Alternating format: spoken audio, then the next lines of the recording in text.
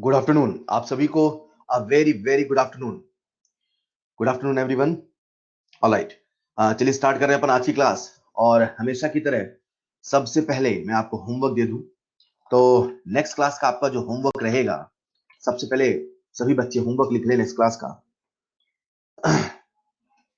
आपका next class का assignment रहेगा number 1, revise lecture 1 and lecture 2 hand out of thermodynamics.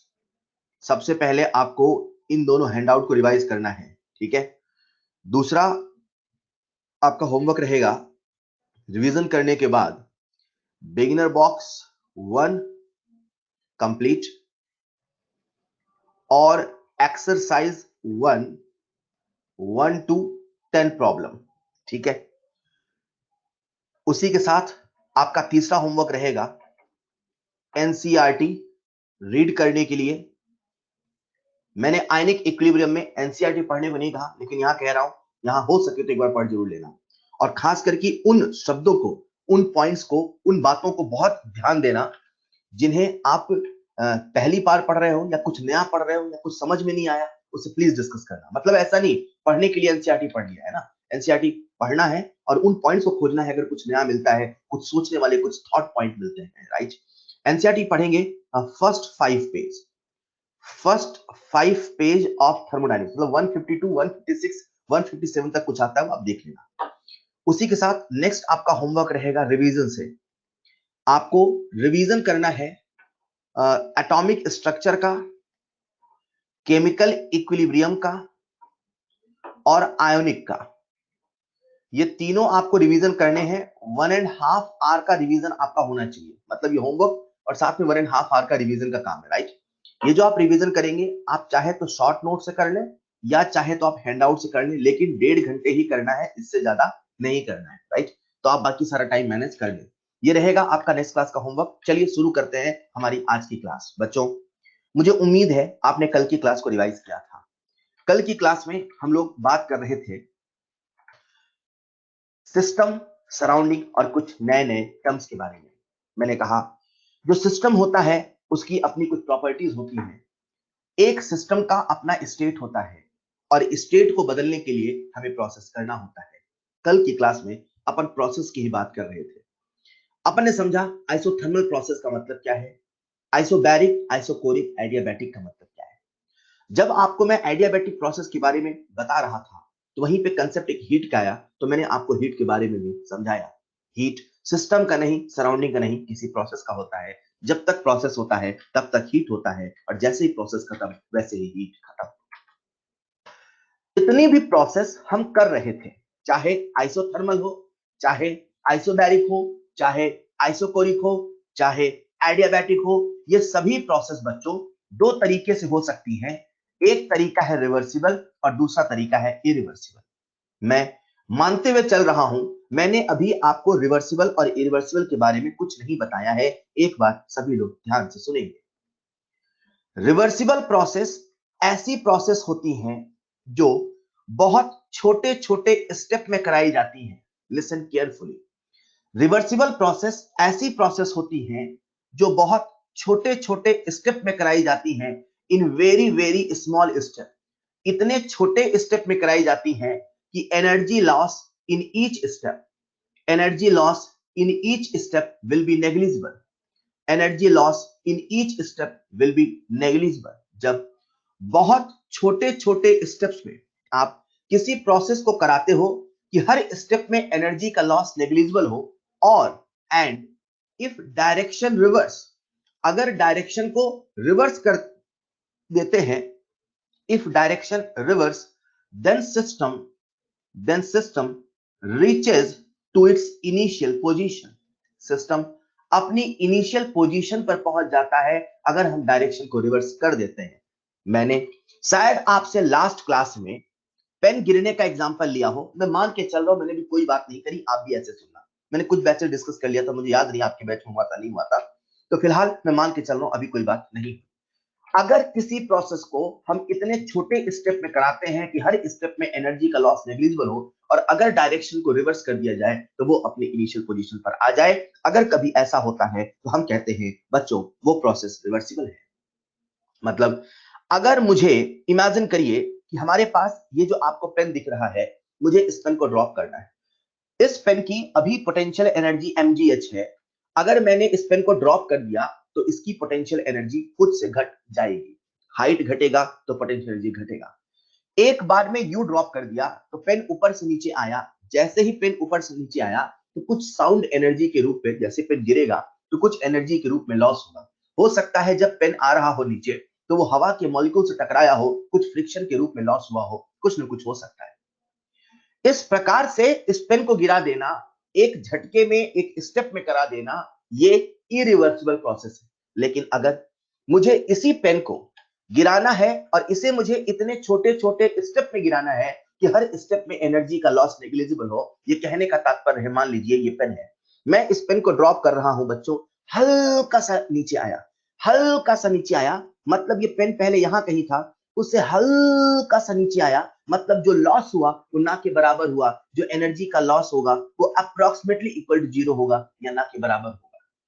किसी भी प्रोसेस को जितने छोटे स्टेप्स में करा सकते हैं वो उतना ज्यादा रिवर्सिबल के करीब होगा। इसे बोलते हैं इनफिनाइटसिमली स्मॉल स्टेप। इनफिनाइटसिमली स्मॉल स्टेप मतलब इतने इतने इतने छोटे हैं कि इनफाइनाइट स्टेप हो गए। कहने का तात्पर्य है कि अगर मैं इस पेन को ड्रॉप करना चाहता हूं तो मैं इतने इतने इतने छोटे स्टेप में कराऊं कि हर स्टेप में एनर्जी का लॉस नेग्लिजिबल हो। मतलब अगर मैं इस पेन को यहां से गिरा रहा हूं, बच्चों देखो पेन गिर रहा है, बच्चों देखो पेन गिर रहा है, पेन गिराते गिराते आज की क्लास खत्म हो गई, आप कल आए मैं तब भी ऐसे पेन गिरा रहा था, आप कल की क्लास भी खत्म हो गई, ये पूरा साल खत्म हो गया, मैं तब भी पेन ऐसे गिरा रहा था, आप डॉक्टर बन गए, मेडिकल कॉलेज पहुंच के डॉक्टर बन के पास हो गए, मैं तब भी पेन ऐसे गिरा रहा था, आप डॉक्टर बन गए, सक्सेसफुल बहुत अच्छे डॉक्टर बन गए, मैं तब भी पेन ऐसे गिरा रहा था, अगले 50-60 साल बीत गए, मैं तब भी पेन ऐसे गिरा रहा था। इस प्रकार से पेन का जो गिराने का प्रोसेस है वो एक रिवर्सिबल प्रोसेस है। अगर मैं किसी भी स्टेप में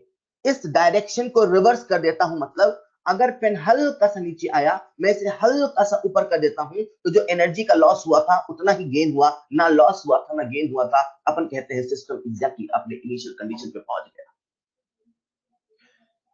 अगर किसी प्रोसेस को आप इतने छोटे छोटे स्टेप में परफॉर्म कराते हैं तो हम कहते हैं वो प्रोसेस रिवर्सिबल है। थर्मोडायनेमिक्स में रिवर्सिबल प्रोसेस का मतलब है छोटे स्टेप में परफॉर्म होना, और अगर डायरेक्शन को रिवर्स कर दे तो अपनी इनिशियल पोजीशन पे लौट आना। इसी चीज को ऐसे समझते हैं बच्चों, मान लीजिए हमारे सामने एक पिस्टन है, इस पिस्टन के ऊपर यहाँ पे कुछ सैंड, यहाँ पे कुछ रेत रखी हुई है, ये पिस्टन है, ऊपर सैंड रखी हुई है, सुनिएगा ध्यान से। इस सैंड के आने से ये जो पिस्टन है ना तो नीचे जा रहा ना तो ऊपर आ रहा। बच्चों दुनिया में जब भी कोई प्रोसेस होता है, कोई भी प्रोसेस होता है, तो हमेशा दो फोर्स लगते हैं, एक होता है ड्राइविंग फोर्स और एक होता है अपोजिंग फोर्स। डीएफ बोले तो ड्राइविंग फोर्स, ओएफ बोले तो अपोजिंग फोर्स। कभी भी कोई प्रोसेस होगा, एक होता है जो उसे कराना चाहता है और एक होता है जो उसे रोकना चाहता है। जैसे आज आप पढ़ाई कर रहे हो तो पढ़ाई करना एक प्रोसेस है, कोई ऐसा फोर्स है जो आपको मजबूर कर रहा है, बेटा पढ़ बेटा पढ़ बेटा पढ़, आपको ड्राइव कर रहा है। लेकिन वहीं पे साथ में एक अपोजिंग फोर्स भी होता है जो अपोज करता है, बेटा सो जा सो जा सो जा। मतलब इमेजिन करें एक मेरा फोर्स है जो आपसे कह रहा बेटा पढ़, और वहीं पे एक दूसरा फोर्स है आपकी नींद जो कह रहा बेटा सो जा। एक ड्राइविंग फोर्स है बेटा पढ़ पढ़ पढ़, एक अपोजिंग फोर्स है बेटा सो सो सो। जब जो फोर्स ज्यादा हो जाता है प्रोसेस उसी डायरेक्शन में हो जाता है। अगर ड्राइविंग फोर्स ज्यादा हो गया तो आप पढ़ जाओगे, अगर अपोजिंग फोर्स ज्यादा हो गया तो आप सो जाओगे। हाँ कभी कभी ऐसा भी होता है कि ड्राइविंग फोर्स बराबर अपोजिंग फोर्स होता है, जब पढ़ाने वाला और नींद दोनों बराबर हो जाता है, बच्चा ऐसा हो जाता है। ड्राइविंग फोर्स और अपोजिंग फोर्स बराबर है, बच्चा बिल्कुल स्क्रीन पे देख तो रहा है, उसके नजरी तो आंखें तो खुली है लेकिन ध्यान कहीं और है। इसे हम कहते हैं ड्राइविंग फोर्स बराबर अपोजिंग फोर्स, इसे कहते हैं इक्विलिब्रियम की सिचुएशन। जब ड्राइविंग फोर्स और अपोजिंग फोर्स इक्वल हो जाता है, थर्मोडायनेमिक्स कहता है, केमिकल इक्विलिब्रियम में केमिकल काइनेटिक्स ने कहा था जब रेट ऑफ फॉरवर्ड बराबर रेट ऑफ बैकवर्ड होता है। थर्मोडायनेमिक्स में थर्मोडायनेमिक्स कह रहा है जब ड्राइविंग फोर्स बराबर अपोजिंग फोर्स होता है वो इक्विलिब्रियम होता है। बच्चों आज हमारे सामने मान लीजिए पिस्टन है, पिस्टन के अंदर का प्रेशर P इंटरनल है, पिस्टन के बाहर का प्रेशर P एक्सटर्नल है। अगर मुझे इसका एक्सपांशन कराना है, अगर मुझे इसका एक्सपांशन कराना है, आप सभी जानते हैं एक्सपांशन के लिए मुझे इसका वॉल्यूम बढ़ाना है। एक्सपांशन कराना है तो पिस्टन को ऊपर जाना है, पिस्टन को ऊपर जाना है तो एक फोर्स अंदर है, एक फोर्स बाहर है। नीचे वाला प्रेशर कह रहा भाई तू ऊपर जा ऊपर जा ऊपर जा, और जो एक्सटर्नल प्रेशर कह रहा भाई तू नीचे जा नीचे जा नीचे जा। आज इस वक्त जब यहाँ पे ये रेत रखी हुई है, ये सैंड रखी हुई है, इस मोमेंट पे P एक्सटर्नल बराबर P इंटरनल है। इस मोमेंट पे पिस्टन ना तो नीचे आ रहा है ना तो ऊपर जा रहा है, मतलब इंटरनल प्रेशर बराबर एक्सटर्नल प्रेशर है, मतलब पिस्टन ना तो नीचे ना तो ऊपर है। लेकिन हमें पता है कि अगर एक्सपांशन कराना है, अगर प्रोसेस कराना है, तो ड्राइविंग फोर्स को अपोजिंग फोर्स से ज्यादा होना पड़ेगा। ड्राइव कौन कर रहा, कौन उसे ऊपर ले जा रहा? सर P इंटरनल को P एक्सटर्नल से ज्यादा होना पड़ेगा। क्लियर? जब P इंटरनल P एक्सटर्नल ज्यादा होगा तभी तो ये ऊपर जाएगा, कंफर्म बात है। लेकिन ऊपर रेत रखी है, इस पिस्टन को ऊपर उठाने के दो तरीके हैं। या मैं सारी रेत झटके से गिरा दूं, सारी रेत झटके से गिराऊंगा तो पिस्टन झटके से ऊपर जाएगा। जब ये झटके से ऊपर जाएगा वो रिवर्सिबल नहीं, इरिवर्सिबल कहलाएगा, जैसे पेन झटके से नीचे आएगा।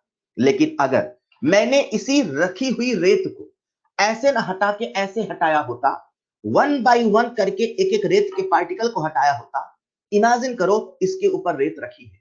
ये वो सिचुएशन है जब P एक्सटर्नल बराबर P इंटरनल है। ये वो सिचुएशन है, इनिशियल सिचुएशन की बात कर रहे हैं अपन। ये वो सिचुएशन है इनिशियली, ये वो सिचुएशन है, बच्चे सुनिएगा, ये वो सिचुएशन है जब P एक्सटर्नल बराबर P इंटरनल है। ये वो सिचुएशन है जब ड्राइविंग फोर्स बराबर अपोजिंग फोर्स है। ये वो सिचुएशन है, ना तो कंप्रेशन हो रहा ना तो एक्सप्रेशन हो रहा। बच्चों यही तो इक्विलिब्रियम की सिचुएशन है। बिल्कुल सही बात। आपने एक रेत को हटाया, जैसे ही एक रेत को हटाया, ऊपर से जो प्रेशर लग रहा था P एक्सटर्नल, बच्चों ये जो P एक्सटर्नल है ये एटमॉस्फेयर का प्रेशर नहीं है, ये रेत लगा रहा है। ऐसा बोलो सर, रेत और एटमॉस्फेयर दोनों मिलके लगा रहा है। बच्चे ये ना समझना यहाँ पे P एक्सटर्नल का मतलब एटमॉस्फेरिक प्रेशर बस है। यहाँ पे ये रेत ने लगा रखा है, उसे दबाया है। इमेजिन करो पिस्टन को आपने अपने हाथ से दबाया है, तो आपके हाथ का प्रेशर और एटमॉस्फेरिक प्रेशर दोनों साथ में लग रहा है ना यार। ये जो एक्सटर्नल प्रेशर है, जैसे ही आपने एक रेत को हटाया तो जो एक्सटर्नल प्रेशर है हल्का सा कम होगा। कितना कम होगा? हल्का सा कम। ये जो हल्का होता है उसे हम लोग अपनी मैथ की भाषा में, अपनी फिजिक्स की भाषा में कहते हैं P एक्सटर्नल माइनस dP। ये मैथमेटिक्स का दिया है स्मॉल डी। एक्सटर्नल प्रेशर था, उसमें हल्का सा प्रेशर कम हुआ क्योंकि आपने एक रेत का पार्टिकल हटाया। जैसे प्रेशर हल्का सा कम होगा वैसे एक्सपांशन हल्का सा होगा, लेकिन फिर भी P एक्सटर्नल माइनस dP लगभग P इंटरनल के बराबर होगा।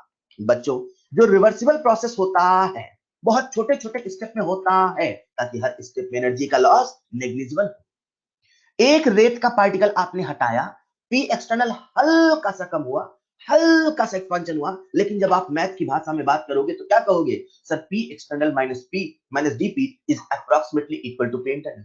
ऐसा नहीं लग रहा sir driving force is approximately equal to opposing force. ऐसा नहीं लग रहा sir it is already at equilibrium. ऐसा नहीं लग रहा जब पेन को थोड़ा थोड़ा गिरा रहे हैं तो पेन रुका रुका ही नजर आ रहा, लग ही नहीं रहा गिर रहा। अरे अगर मैं इस पेन को 50 साल तक गिराऊंगा, अगर मैं इस पेन को 60 साल तक गिराऊंगा तो आपको गिरता हुआ नजर आएगा।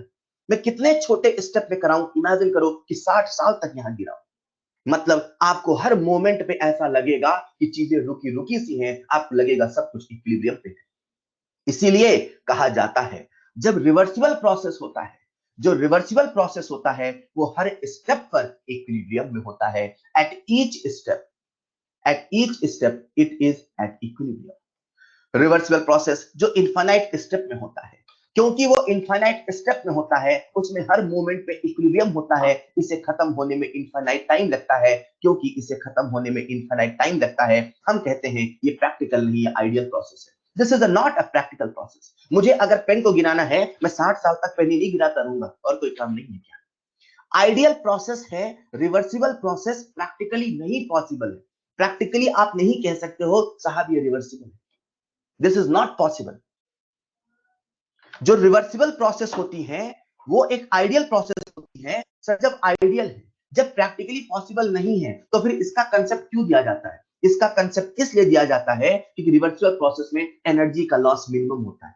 जब लॉस मिनिमम होता है तो ये जानना, ये समझना हमारे लिए जरूरी है आखिर टोटल एनर्जी कितनी सप्लाई हुई। मतलब जब भी कभी रिवर्सिबल प्रोसेस में वर्क डन होता है एक्सपांशन का, ये कैसे होता है मैं आगे आपको प्रूफ करके बताऊंगा। अभी आपको एक फैक्ट बता रहा हूं, जो एक्सपांशन वर्क डन होता है रिवर्सिबल प्रोसेस में वो मैक्सिमम होता है, वो मैक्सिमम होता है। क्यों? क्योंकि एनर्जी का लॉस मिनिमम होता है, एनर्जी का लॉस सबसे कम होता है, इसीलिए यहां पे वर्क डन मैक्सिमम होता है। यार हमारे आसपास रिवर्सिबल प्रोसेस नहीं है। जब प्रोसेस रिवर्सिबल नहीं है, हमारे आसपास इतनी आइडियल सिचुएशन नहीं है, तो हम समझना चाहते हैं कि आखिर एक्चुअल में मैक्सिमम कितनी एनर्जी पॉसिबल है। इसे ऐसे समझते हैं सरल भाषा में, कल को किसी सिस्टम में आपको एनर्जी देनी है, तो एनर्जी देने लेने का दो ही रास्ता है, या तो हीट है या तो वर्क है। कल को आपने वर्क करके एनर्जी दी 50 जूल, लेकिन आपको पता है कि जितना मैं दे रहा हूं उतना पहुंचेगा नहीं। लेकिन अगर कभी किसी ने पूछा कि जितना दे रहे हो उतने के बराबर लगभग पहुंचाना है, तो बताओ किस तरीके से एनर्जी दोगे? सर तब हम उसे रिवर्सिबल तरीके से देंगे। थर्मोडायनेमिक्स कहता है जब कभी कोई प्रोसेस रिवर्सिबल होता है तो बहुत बहुत छोटे स्टेप में होता है, हर स्टेप में एनर्जी का लॉस मिनिमम होता है, ड्राइविंग फोर्स अपोजिंग फोर्स के लगभग बराबर होता है, ये एक आइडियल प्रोसेस होता है। और क्योंकि ड्राइविंग फोर्स अपोजिंग फोर्स के बराबर होता है, हर स्टेप में इक्विलिब्रियम होता है, हर स्टेप में इक्विलिब्रियम होता है, इसीलिए इसे क्वाड्रिस्टैटिक कहते हैं।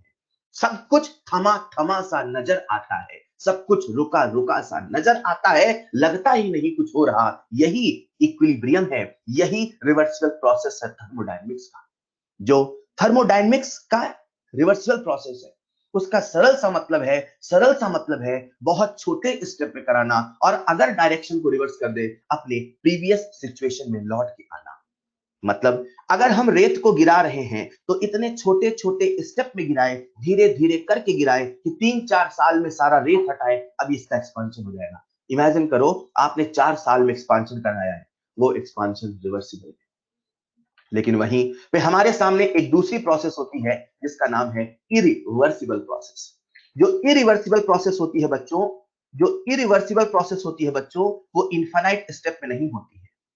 जो इरिवर्सिबल प्रोसेस होती है वो फाइनाइट स्टेप में कंप्लीट होती है। अक्सर जनरली हम लोग जब अपना सिलेबस पढ़ेंगे तो जनरली वहां पे 1 स्टेप होगा, कभी कभी 2, कभी कभी 3 होगा, और अपने सिलेबस में 1 स्टेप है। कहने का मतलब है हमारे सामने ये जो पिस्टन था बच्चों, इसी पिस्टन के ऊपर जो रेत रखी थी, मेरी बात को सुनिएगा, इस पिस्टन के ऊपर जो सैंड रखी थी, जब सैंड को आपने एक एक करके हटाया वो रिवर्सिबल था। अगर सैंड को आप एक झटके से हटा दो, मतलब इमेजिन करो यहां का प्रेशर पी इंटरनल है, यहां का प्रेशर पी एक्सटर्नल है, आपने एक झटके में सारी की सारी रेत हटा दी, इसका एक्सपांशन होगा, और एक्सपांशन तब तक होगा जब तक कि अंदर का प्रेशर बाहर के बराबर नहीं होगा। अंदर का pressure P external, P external का यहां मतलब है एटमॉस्फेरिक प्रेशर प्लस सैंड का प्रेशर, दोनों मिला के पी एक्सटर्नल हो रहे हैं। पी इंटरनल जो कि पी एक्सटर्नल से ज्यादा है, इनिशियल सिचुएशन पे, इनिशियल सिचुएशन पे ड्राइविंग फोर्स बराबर अपोजिंग फोर्स है, तभी पिस्टन ना तो ऊपर जा रहा ना तो नीचे आ रहा। लेकिन झटके से जैसे ही आपने सारा सैंड हटा दिया, जैसे ही आपने सारा सैंड हटा दिया, ऊपर का प्रेशर कम हो गया, क्योंकि नीचे का प्रेशर ज्यादा था, एक्सपांशन हो गया, और जैसे ही एक्सपांशन हुआ पिस्टन यहां पहुंच गया। ये पिस्टन यहां जैसे ही पहुंचा, पिस्टन यहां जैसे ही पहुंचा, हमने कहा साहब एक्सपांशन हो गया एक बार, लेकिन ये तब तक हुआ जब तक कि अंदर का प्रेशर बाहर के बराबर नहीं हुआ। एक बच्चा मुझसे कहता है सर जब सारी रेत हटा दी तो बाहर का प्रेशर कहां बचा? बेटा जब सारी रेत हटा दी तो बाहर का एटमॉस्फेरिक प्रेशर तो रहेगा, तो तब तक एक्सपांशन होगा जब तक कि एटमॉस्फेरिक प्रेशर के बराबर नहीं होगा, और जैसे ही होगा फिर सब कुछ थम सा जाएगा। ऐसा लगता है एक बार इनिशियल जब पोजीशन थी तब ड्राइविंग फोर्स बराबर अपोजिंग था, एक बार जब फाइनल पोजीशन थी तब ड्राइविंग फोर्स बराबर अपोजिंग फोर्स था। इसीलिए कहा जाता है जो इरिवर्सिबल प्रोसेस होती है उसमें जो इक्विलिब्रियम होता है वो दो ही सिचुएशन पे होता है, एक इनिशियल होता है और एक फाइनल होता है। मतलब आपने उसे जितने स्टेप में कराया उतने स्टेप का इनिशियल और फाइनल, हमने एक स्टेप में कराया तो एक स्टेप का इनिशियल और फाइनल। इरिवर्सिबल प्रोसेस जो होता है वो इनफाइनाइट स्टेप में नहीं फाइनाइट स्टेप में होता है। इरिवर्सिबल प्रोसेस जो होता है उसमें इक्विलिब्रियम हर वक्त नहीं, केवल शुरुआत और फाइनल में होता है। इरिवर्सिबल प्रोसेस जो होता है उसमें एनर्जी का लॉस होता है, जब आपने पिस्टन को एक झटके से ऊपर फेंका तो कुछ साउंड के रूप में एनर्जी लॉस हुई होगी, कुछ मॉलिक्यूल्स के वाइब्रेशन में लॉस हुई होगी, कुछ ना कुछ लॉस हुआ होगा, गारंटी है लॉस हुआ होगा। हाँ, आपके सवाल आना जा, सर जब ये एनर्जी का लॉस होता है तो कहां जाता है, कैसे होता है? बेटा अभी हम टर्मिनोलॉजी पढ़ रहे हैं, सब कुछ आएगा, मैं सारी बातें फिर याद दिलाऊंगा। अभी हम शब्दों का मतलब सीख रहे हैं, अभी हम सीख रहे हैं रिवर्सिबल है क्या, अभी हम सीख रहे हैं इरिवर्सिबल है क्या। जब कभी प्रोसेस इरिवर्सिबल होता है, उसमें एनर्जी का लॉस होता है। आपको मैं बता दूं, जो इरिवर्सिबल प्रोसेस होता है उसमें ड्राइविंग फोर्स अपोजिंग फोर्स से ज्यादा होता है। सर ऐसे कैसे?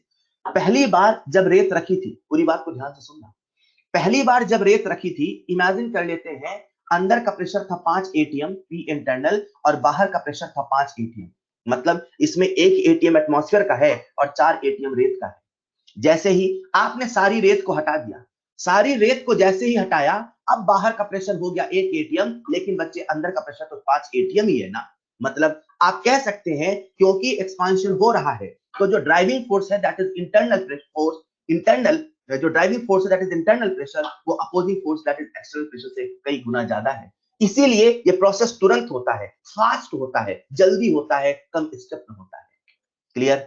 जैसे ही अपन ने सारी रेत को हटाया बच्चों, ये प्रोसेस का एक्सपांशन हो गया, सिस्टम अपने इनिशियल कंडीशन से फाइनल कंडीशन में पहुंच गया।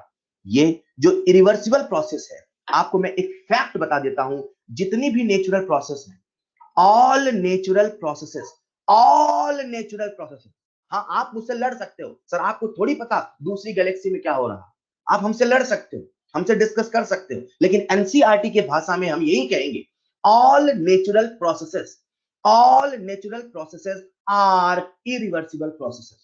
एक बच्चा मुझसे डाउट पूछता है, सर कोयले का बनना, हीरे का बनना, माउंटेन का बनना तो बहुत बहुत स्लो है, सर न जाने कितने हजार सालों में बना है। आप 50-60 साल की बात करते थे, सर वो तो हजार मिलियन सालों में बना है, क्या वो रिवर्सिबल नहीं है? बेटा धीरे बनने का मतलब रिवर्सिबल नहीं होता, जो बहुत बहुत धीरे हुआ वो रिवर्सिबल नहीं है। रिवर्सिबल का मतलब है धीरे होना, साथ में अगर डायरेक्शन को रिवर्स कर दे तो अपनी इनिशियल पोजीशन पे पहुंच जाए।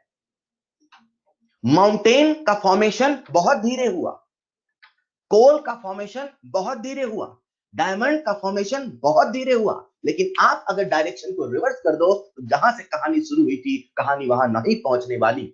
सर आखिर ऐसा क्यों होता है? थर्मोडायनेमिक्स में जवाब है, और जब मैं एंट्रोपी पढ़ाऊंगा मैं इसका जवाब दूंगा, आप देखना। आज मैं आपसे यह कह रहा हूं, आपसे एक सवाल पूछ सकता है और आपको कंफ्यूज कर सकता है कि नेचुरल प्रोसेसेस तो बहुत धीरे होती हैं कुछ, फिर वो रिवर्सिबल क्यों नहीं? अरे मैंने कब कहा धीरे होने वाला रिवर्सिबल है? मैंने तो कहा जो धीरे होता है और अगर डायरेक्शन को रिवर्स कर दिया जाए अपने इनिशियल पोजीशन में पहुंच जाता है, वो रिवर्सिबल होता है। All natural processes are irreversible even though they can be very very slow. एक बच्चा चैट बॉक्स में मुझसे डाउट पूछा है, सर रिवर्सिबल प्रोसेस में वर्क मैक्सिमम क्यों होता है? बेटा मैंने कहा अभी याद कर लो, जब मैं वर्क बताऊंगा तो वहां बताऊंगा। साहिल आपसे बात कर रहा हूं मैं, अभी मैंने एक फैक्ट बताया, उसे फील ऐसे कर सकते हो, रिवर्सिबल में एनर्जी का लॉस बहुत कम होता है, और जब एनर्जी का लॉस बहुत कम होता है इसलिए वहां पर जो वर्क आता है मैक्सिमम आता है। कैसे आता है? We will discuss in work. अभी याद कर लो कि जो रिवर्सिबल प्रोसेस होता है वो ऐसे ही होता है, और वहां पे जो एक्सपांशन का वर्क है वो मैक्सिमम होता है, राइट? एक बच्चा मुझसे पूछता है, सर ग्लेशियर का बनना वो तो रिवर्सिबल हुआ। बेटा अभी आपने एनर्जी लॉस को समझा नहीं है। जब मैं आपसे स्पॉन्टेनिटी की बात करूंगा, आर्यांश दुबे, सिद्धार्थ चौधरी, जब मैं आपसे रिवर्सिबिलिटी की बात करूंगा, स्पॉन्टेनिटी की बात करूंगा, मैं फिर इस किस्से को उठाऊंगा और आपको समझाऊंगा एनर्जी लॉस कैसे होता है। अभी आप एनर्जी लॉस को नहीं समझ रहे, अभी आप जानते नहीं हो एनर्जी लॉस होके गया कहां। इसको मैं एक उदाहरण समझाता हूं। मान लीजिए आप सबके सामने एक पन्ना है, बच्चों सुनिएगा, आप सबके सामने एक पन्ना है, एक पेज है। क्या है? एक पन्ना है, एक पेज है। उस पेज को आप फाड़ दो, पेज को आप इरिवर्सिबल तरीके से फाड़ दो, रिवर्सिबल तरीके से फाड़ दो। अब आप समझना पेज को अलग करने का मतलब क्या है।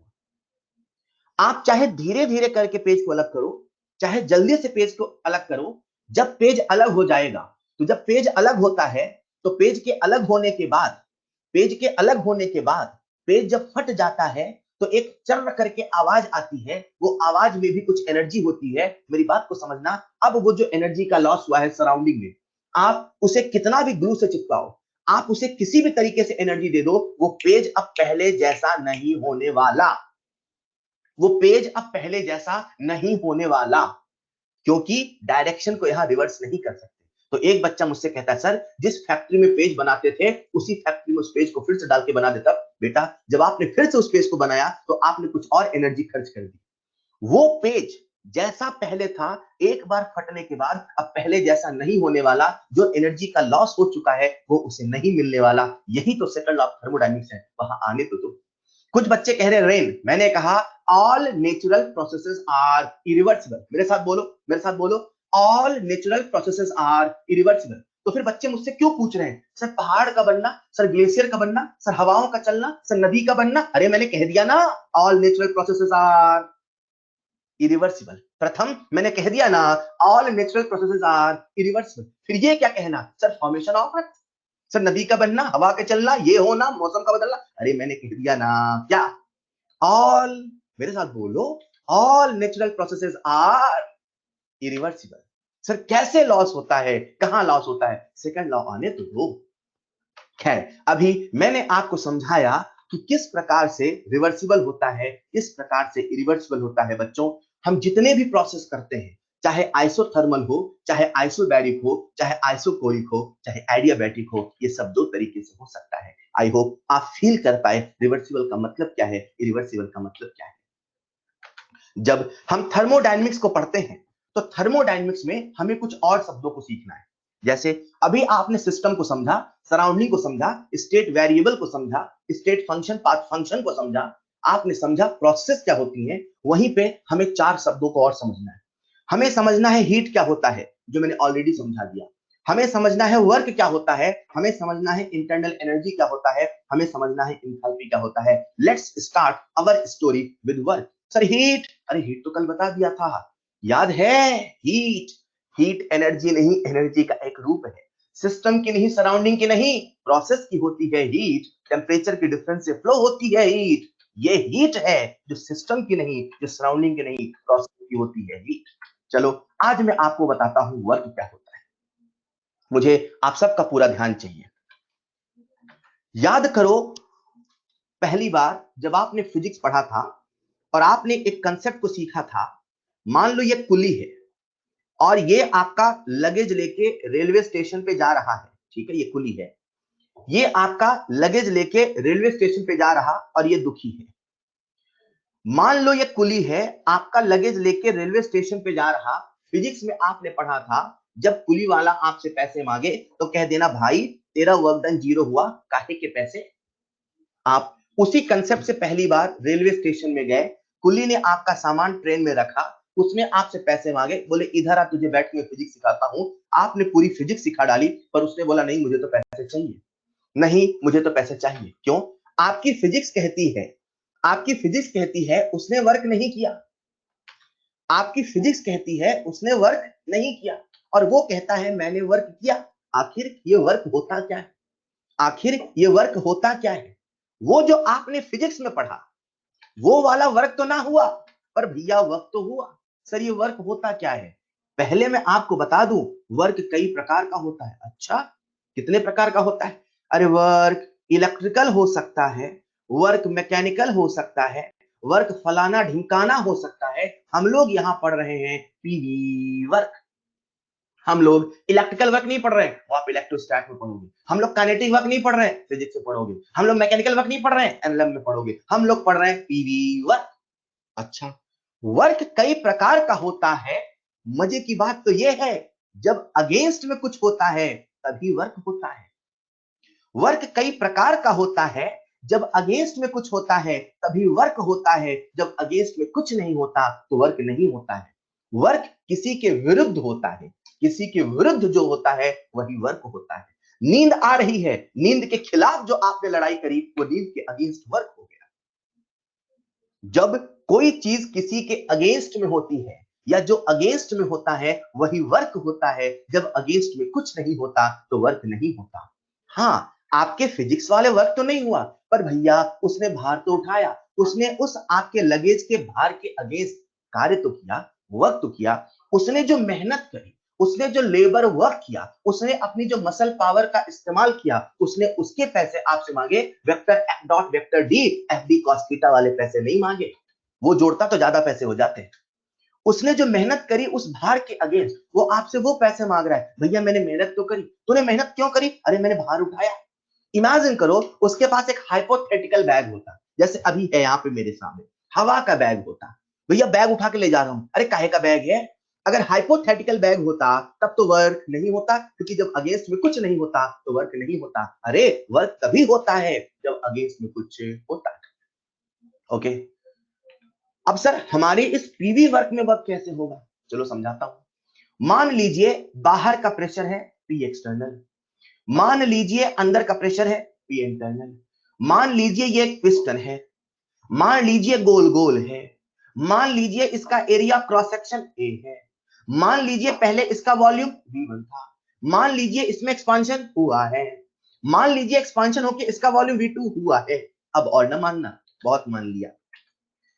जब कभी कोई अगेंस्ट में होता है तभी वर्क होता है, जब अगेंस्ट में कुछ नहीं होता तो वर्क नहीं होता। ऐसा आप सब फिजिक्स में पढ़ते हैं, वर्क बराबर फोर्स इनटू डिस्प्लेसमेंट होता। हम यहां वेक्टर कंपोनेंट की बात नहीं कर रहे हैं, फोर्स इनटू डिस्प्लेसमेंट आप सभी जानते हो ये वर्क होता है। मैं इसी वर्क को यहां मेजर करना चाहता हूं। तो मैं क्या कहता हूं यार, यहां पे अपने को पता है जो वर्क है, ध्यान से सुनना, मैं फील दिलाने वाला हूं वरना बाद में रटना पड़ेगा। सुनना ध्यान से 5 से 7 मिनट। जो वर्क होता है वो फोर्स इनटू डिस्प्लेसमेंट होता है, ऐसा आपको फिजिक्स में बताया। ये फोर्स क्या है? अप्लाइड। ये अप्लाइड फोर्स होता है, राइट। ये डी क्या है? Displacement, right. आपने कितना फोर्स अप्लाई किया, यहां पे फोर्स अप्लाई कर कौन रहा? कौन इसको ऊपर जाने से रोक रहा? कौन इसका एक्सपांशन नहीं होने दे रहा? सर ये पी एक्सटर्नल है। समस्या टीचर, सर ये पी एक्सटर्नल नहीं होता ना तो ये एक्सपांशन करते रहता, कभी नीचे नहीं बैठता। अगर फ्रिक्शन लेस पिस्टन है तो, अगर वेट लेस पिस्टन है तो, हम मान के चल रहे हैं इस पिस्टन का कोई वेट नहीं है, हम मान के चल रहे हैं इस पिस्टन में कोई फ्रिक्शन नहीं है, कोई एनर्जी का लॉस नहीं है, movable weightless frictionless piston.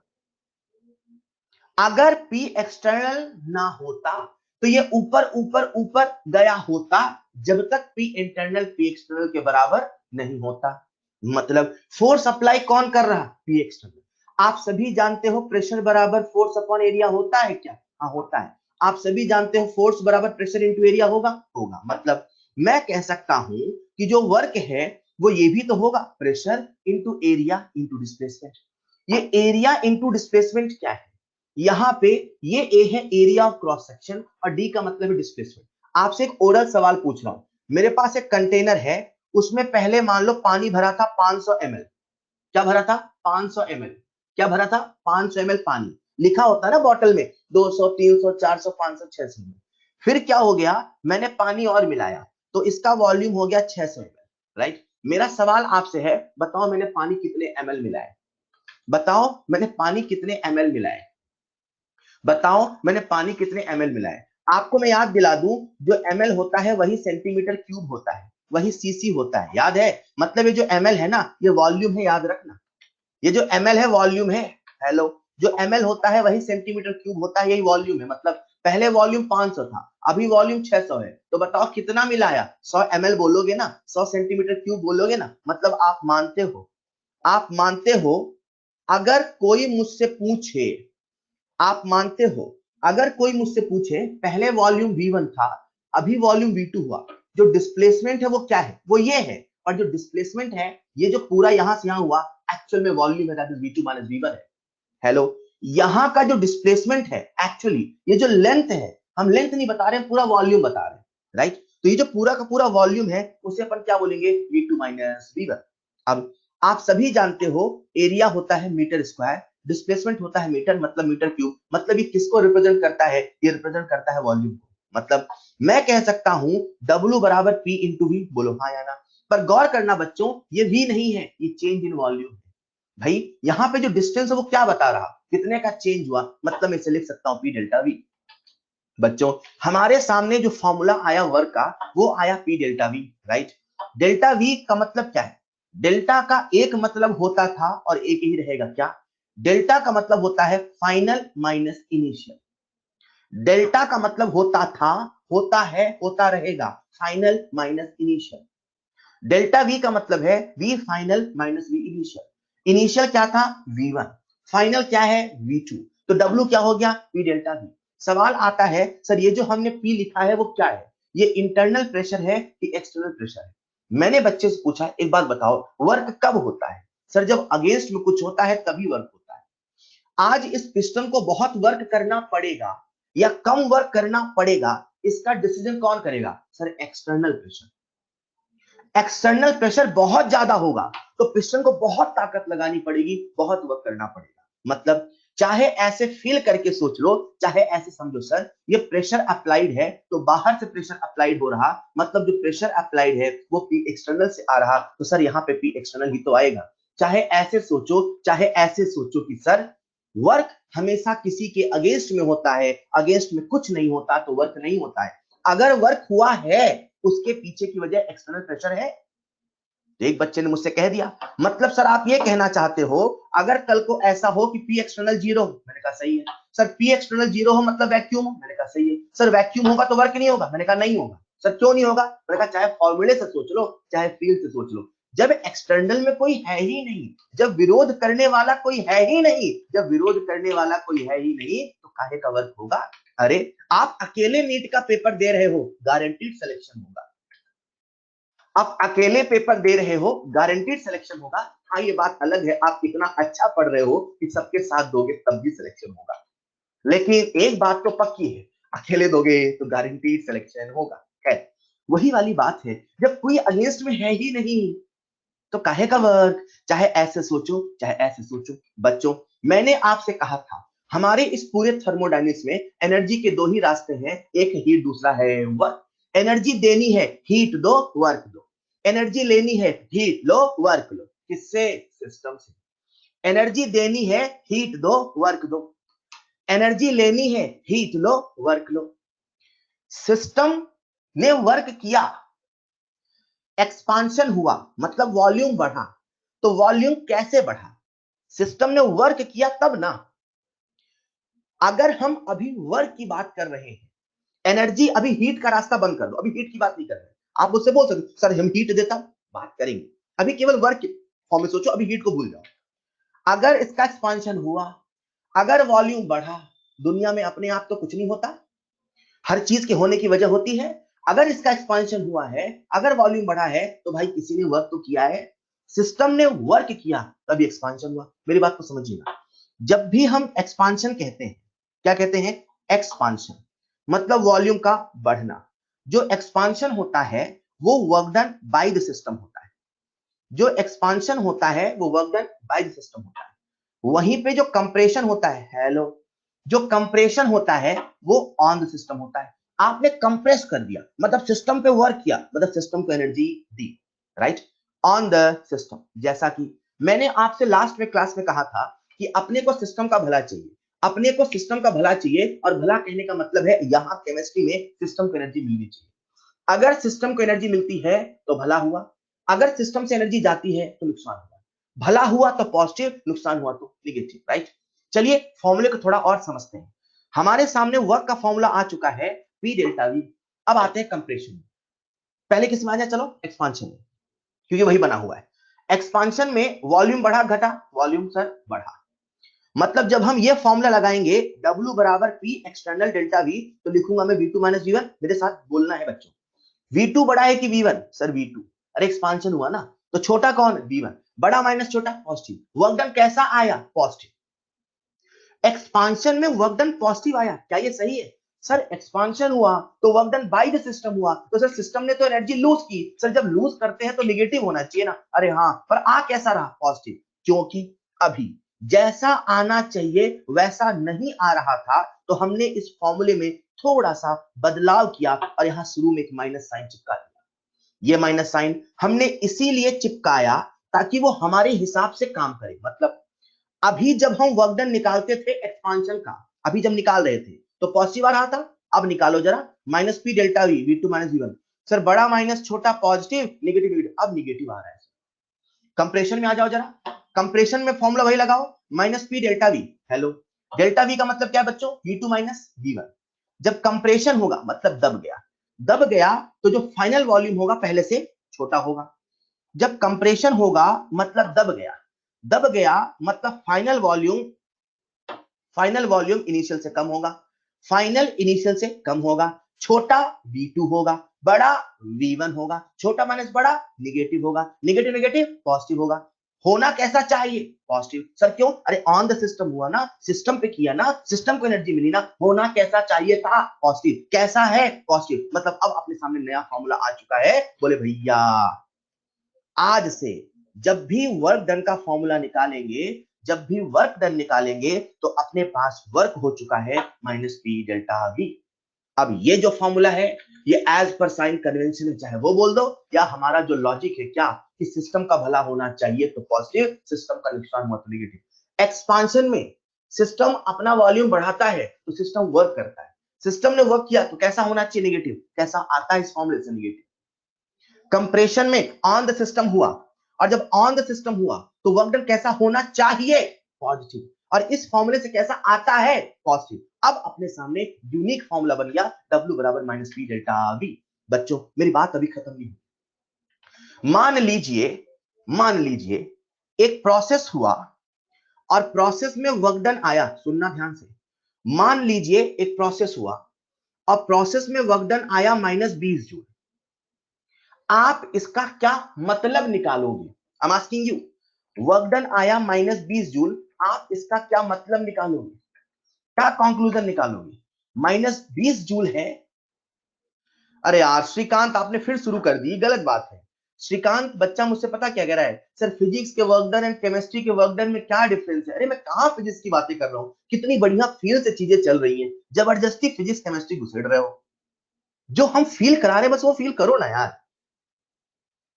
System का भला नहीं समझ में आया क्या, सिस्टम को एनर्जी मिले तो फायदा, आपके फायदे की बात नहीं हो रही है, हमने ऐसा रूल बनाया, ठीक है।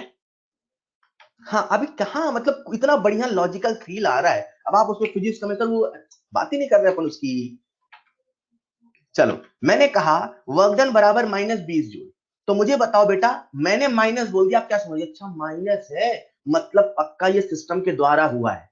हेलो, आप सब मान गए माइनस साइन एक भाषा है, आप सब मान गए माइनस साइन एक भाषा है, एक लैंग्वेज है।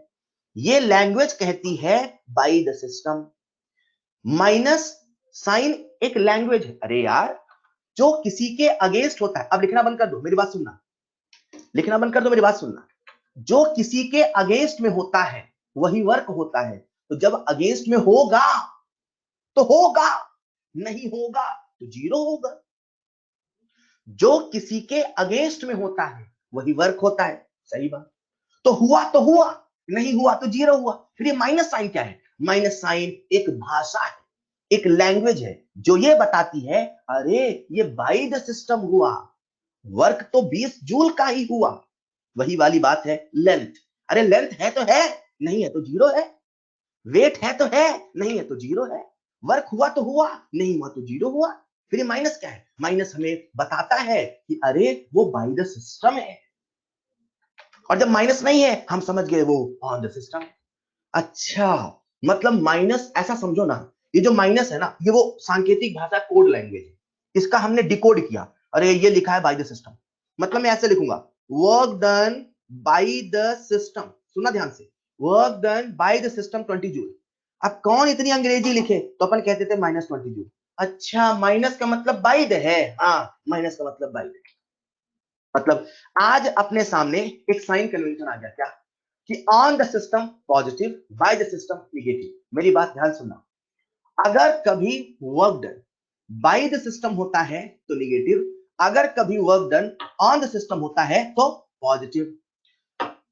हमने जो फॉर्मूला बनाया, जिस वजह से माइनस साइन लगाया, वो इसीलिए लगाया ताकि हमने जो रूल बना लिया है क्या, सिस्टम का भला। केमिस्ट्री में सिस्टम ही सबसे इंपॉर्टेंट है, सिस्टम का भला होना चाहिए। सिस्टम का भला कहने का मतलब है सिस्टम को एनर्जी मिलनी चाहिए, सिस्टम को एनर्जी मिली तो भला हुआ, सिस्टम से एनर्जी गई तो नुकसान हुआ, अपन ऐसा कह रहे हैं। Clear. Work done on the system हुआ तो सिस्टम को एनर्जी मिली, भला हुआ, positive. Work done by the system हुआ, अरे सिस्टम की एनर्जी चली गई, नुकसान हुआ, निगेटिव। क्लियर? लेकिन अगर कभी सवाल बोल देता है work done by the system निकालो, तब आंसर पॉजिटिव ही होगा। मतलब पल भर के लिए मान लो एक प्रोसेस है, वो एक्सपांशन है, एक्सपांशन है, हमें पता है by the system. Clear? Listen careful. लेकिन सवाल ऐसे कह रहा है एक्सपांशन है, कैलकुलेट वर्क, तो मैं जो वर्क निकालूंगा उसका आंसर होगा -20 जूल। मुझे बताना पड़ेगा ये माइनस है, ताकि मैं बता पाऊं सामने वाले को ये work done by the system. लेकिन अगर सवाल आपसे ऐसे बोले calculate work done by the system, calculate work done by the system, अगर सवाल में बाय द सिस्टम लिखा आ गया है तो अब हम नहीं बोलेंगे -20 जूल, अब हम बोलेंगे 20 जूल। क्यों? अरे वो पूछ ही रहा है बाय द सिस्टम, तो आप बता ही रहे हो बाय द सिस्टम, काहे को माइनस साइन लगा रहे हो? माइनस की भाषा तो यही थी ना, बाय द सिस्टम। तो भाई ने पूछ लिया बाय द सिस्टम, तो काहे को माइनस लगा रहे हो? सामने वाले को समझाने के लिए बाय द सिस्टम है, इसलिए हम माइनस साइन लगाते हैं। सारी बातों की एक बात, सारी बातों की एक बात, अगर सवाल में केवल वर्क पूछा है तो प्रोसेस देख के साइन के साथ आंसर दो। लेकिन अगर सवाल बाय द सिस्टम बोला है, calculate work done by the system, तो आंसर -20 जूल, -30 जूल, -40 जूल नहीं बोलोगे, आंसर केवल पॉजिटिव बोलोगे, क्योंकि वर्क नेगेटिव नहीं हो सकता। वो तो ये बताने के लिए बाय द सिस्टम है, हमने माइनस साइन लगाया है। जब जब सिस्टम को एनर्जी मिलती है, चाहे हीट के रूप में चाहे वर्क के रूप में, वो पॉजिटिव होता है। जब जब सिस्टम से एनर्जी जाती है, चाहे हीट के रूप में चाहे वर्क के रूप में, वो निगेटिव होता है। जब भी पी एक्सटर्नल जीरो होता है, जिसे वैक्यूम कहते हैं, जिसे फ्री एक्सपांशन कहते हैं, उसमें वर्क डन जीरो होता है, क्योंकि जब अगेंस्ट में कुछ नहीं होता है, बच्चों मेरे साथ बोलेंगे, जब अगेंस्ट में कुछ नहीं होता तो वर्क डन भी नहीं होता है। फील करके कह लो चाहे फॉर्मूले से कर लो, W बराबर -P external delta V, P external zero तो वर्क डन जीरो। सर इसमें फॉर्मूला क्या लगाएं? हम तो फील से बताएंगे, जब अगेंस्ट में कुछ है ही नहीं तो वर्क डन जीरो। बहुत शानदार पढ़ रहे हैं आप बच्चों। जब आप न्यूमेरिकल प्रॉब्लम सॉल्व करेंगे तो अक्सर आपको R की वैल्यू का इस्तेमाल करना होगा। R that is universal gas constant. हम लोग पढ़ रहे हैं थर्मोडायनेमिक्स ना, हम लोग पढ़ रहे हैं केमिकल थर्मोडायनेमिक्स, हाँ, उसमें भी पढ़ रहे हैं गैसियस थर्मोडायनेमिक्स, हाँ, तो गैसियस है तो अक्सर गैस कांस्टेंट R का इस्तेमाल होगा, राइट। R 0.021 लीटर एटीएम पर मोल पर केल्विन, R 8.314 जूल पर मोल पर केल्विन, किलो जूल में 10⁻³ R 2 कैलोरी, ये आपको यूनिट याद होना चाहिए। हेलो, क्या आपको समझ में आया हीट क्या है? क्या आपको समझ में आया वर्क क्या है? सरल भाषा में जो किसी के अगेंस्ट में होता है वही वर्क होता है। अपनी केमिस्ट्री में वर्क का फॉर्मूला है, अपनी केमिकल थर्मोडायनेमिक्स में ऐसे बोलूंगा, वर्क का फॉर्मूला है -P external delta V, -P external delta V, -P external delta V, -P external delta V। अगर आप सब इसे सीख गए हैं तो आओ कुछ एक सवाल करके इसे पक्का करते हैं। आप सबके सामने स्क्रीन पर है पहला सवाल, फटाफट आंसर देंगे तूफान की गति से। हाँ हाँ हर्षित।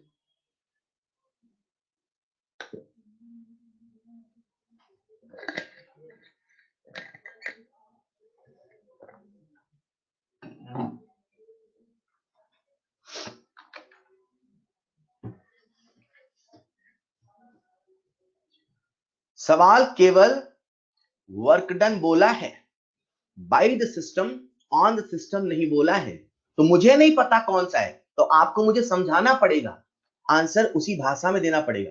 कुछ बच्चे लिखे हैं +20 जूल, तो मैं समझो अच्छा मतलब work done on the system हुआ है, यही हुआ ना उसका मतलब। तो भाई सवाल में नहीं बोला है by the system on system, तो मुझे नहीं पता क्या है, तो आपको आंसर ऐसा देना है कि मुझे पता चल जाए कि वर्क कितना हुआ और ये भी पता चल जाए कि बाय द सिस्टम है कि ऑन द सिस्टम है। Driving force and opposing force हर्षित।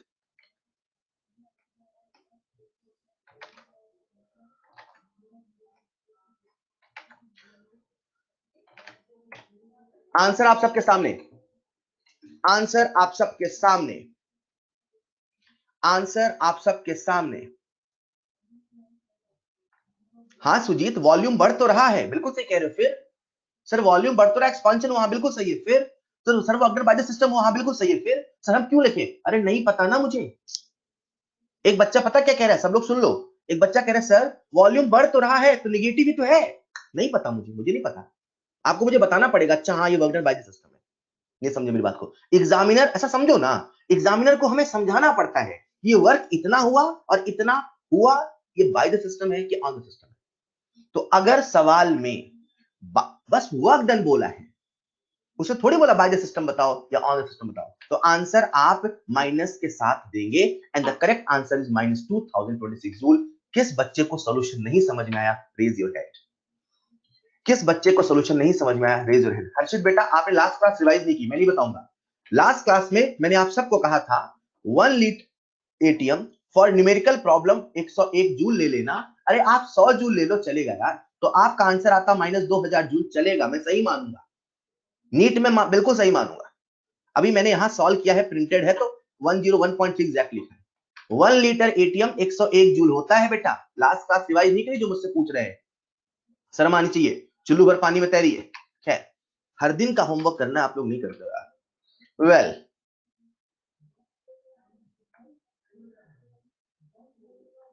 आप सबके सामने स्क्रीन पर है अगला सवाल।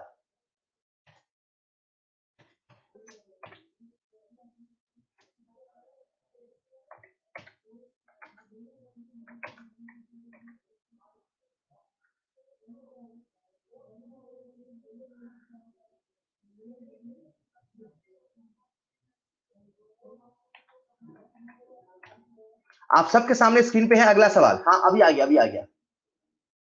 आप सबके सामने, अभी हैंग हो गया था कंप्यूटर। आप सबके सामने स्क्रीन पे है अगला सवाल।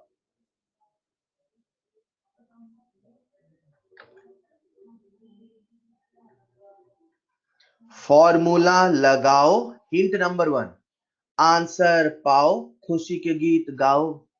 फॉर्मूला लगाओ, आंसर पाओ, खुशी के गीत गाओ। फॉर्मूला कौन सा लगाएं सर? W बराबर -P external delta V। Formula लगाओ। हिंट नंबर 1, फॉर्मूला लगाओ।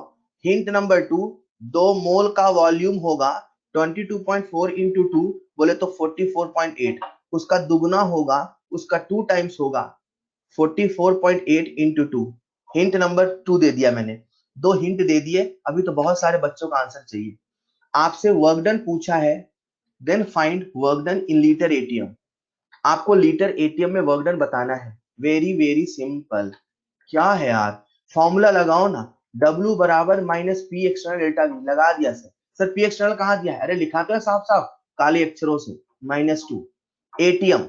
ऑल राइट, डेल्टा V लिखे क्या? तो final volume minus initial volume. तो दिस माइनस दिस कितना आएगा? -2 इंटू 44.8 लीटर एटीएम। तो लीटर एटीएम आएगा नहीं आएगा? 8 दूनी 16, कितना आ रहा है बताओ? 89.6 लीटर एटीएम आया नहीं आया? अरे माइनस साइन के साथ आया, आया। माइनस साइन हमें क्या बता रहा? सर ये एक्सपांशन वर्क है। हमने फॉर्मूला ही ऐसा बनाया, साइन कन्वेंशन के साथ आता है आंसर, ज्यादा लोड ही नहीं लेना। तो वर्क डन आया -89.6 लीटर एटीएम। देखते हैं सवाल हमसे पूछा क्या है। सवाल हमसे वर्क डन पूछा है, इसीलिए आंसर है -89.6। मान लो सवाल हमसे पूछता work done by the system. अच्छा, सवाल हमसे work done by the system पूछा है ना, और हुआ बाय द सिस्टम है ना, तो अब मैंने सेल लगा के नहीं बोलेंगे, हम बोलेंगे सर अब आंसर होगा 89.6 लीटर एटीएम। लेकिन सवाल हमसे क्या पूछा है? सवाल हमसे क्या पूछा है बच्चों? Work done. तो हमने आंसर क्या दिया? -89.6 लीटर एटीएम। ऑलराइट, तो इसका आंसर है -89.6 लीटर एटीएम। जी हाँ अभिषेक, आप सबके सामने स्क्रीन पर है अगला सवाल। पूरे 1 मिनट है।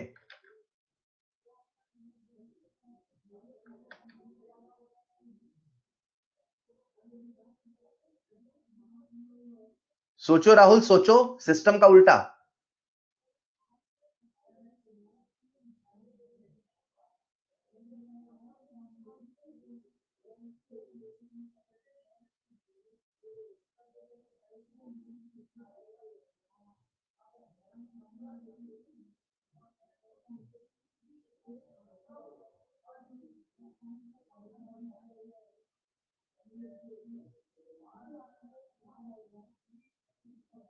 मान लो आप मूवी देख रहे हो धूम, और अचानक से मूवी देखते देखते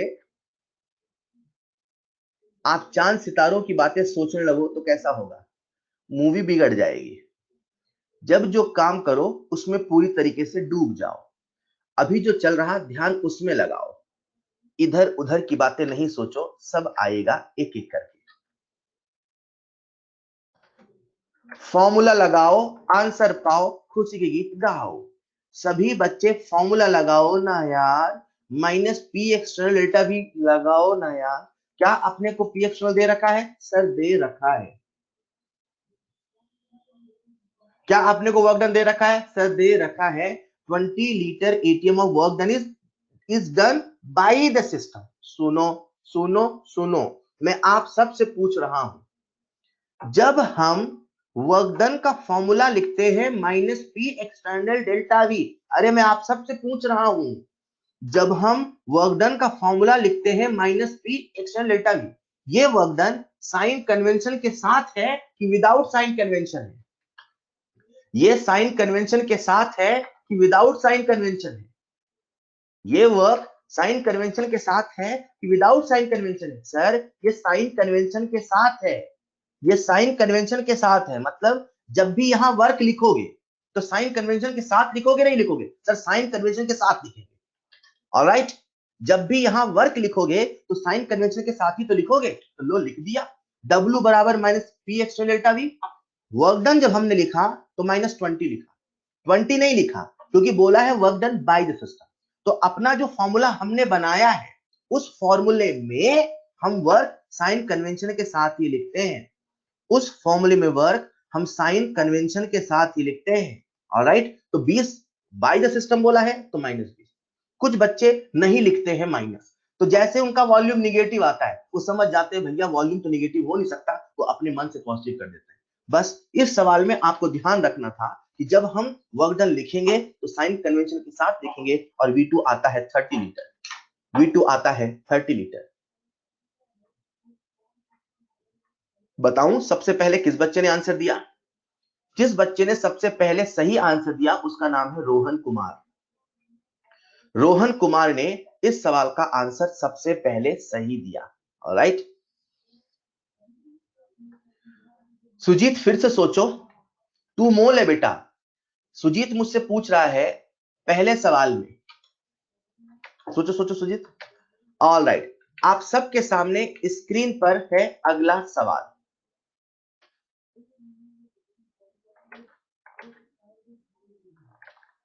नहीं फैज आलम बेटा, आपसे पहले रोहन ने दिया था आंसर।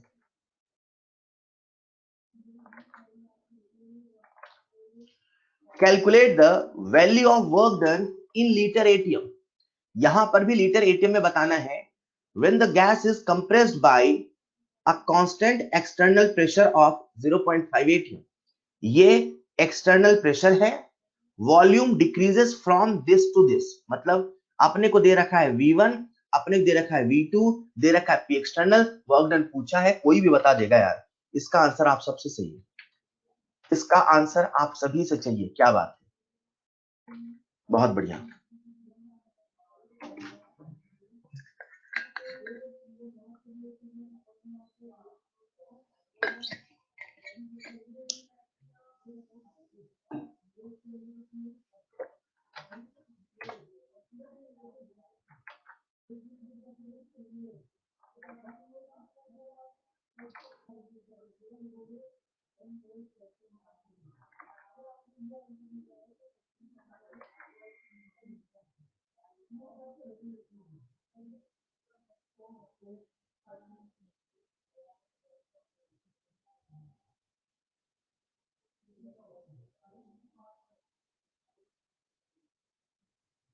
क्या कोई बच्चा ऐसा है जिसको मैं सोल्यूशन समझाऊं? आपके सामने स्क्रीन पे सवाल का सॉल्यूशन है, लिसन केयरफुली। क्या कोई बच्चा ऐसा है जिसको मैं सवाल का सॉल्यूशन समझाऊं? आवश्यकता ही नहीं है। क्या बात है, अभी आज आप फॉर्मूले लगाना सीख रहे हैं, बहुत बढ़िया। अरे वाह, वेरी गुड। क्या कोई बच्चा ऐसा है, अच्छा जब मैं पूछता हूं क्या कोई बच्चा ऐसा है ना तो वो बच्चे जवाब देते इससे बन गया। अरे आपसे थोड़ी पूछ रहा हूं बेटा, मैं उन बच्चे से पूछो इनसे नहीं बना, उनको बताए, उनको बताने दो, मुझे पता आपसे बन गया है। ऑलराइट, निखिल आपके सामने सोल्यूशन लिखा है, देखो। ऑलराइट, आप सबके सामने स्क्रीन पर है अगला सवाल।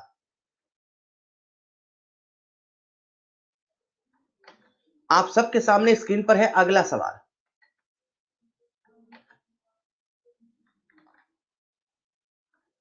सबसे कॉमन मिस्टेक बता दो क्या, कि गलती करना चाहते हो? चलो गलती करो आप पहले।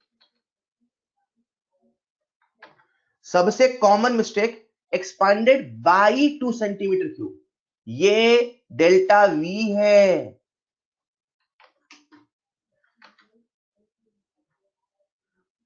हिंट नंबर 1 डेल्टा वी दिया है। हिंट नंबर 2, 1 न्यूटन मीटर बराबर 1 जूल होता है from the concept of physics, ऐसा आप जानते हैं। 1 न्यूटन मीटर बराबर 1 जूल होता है।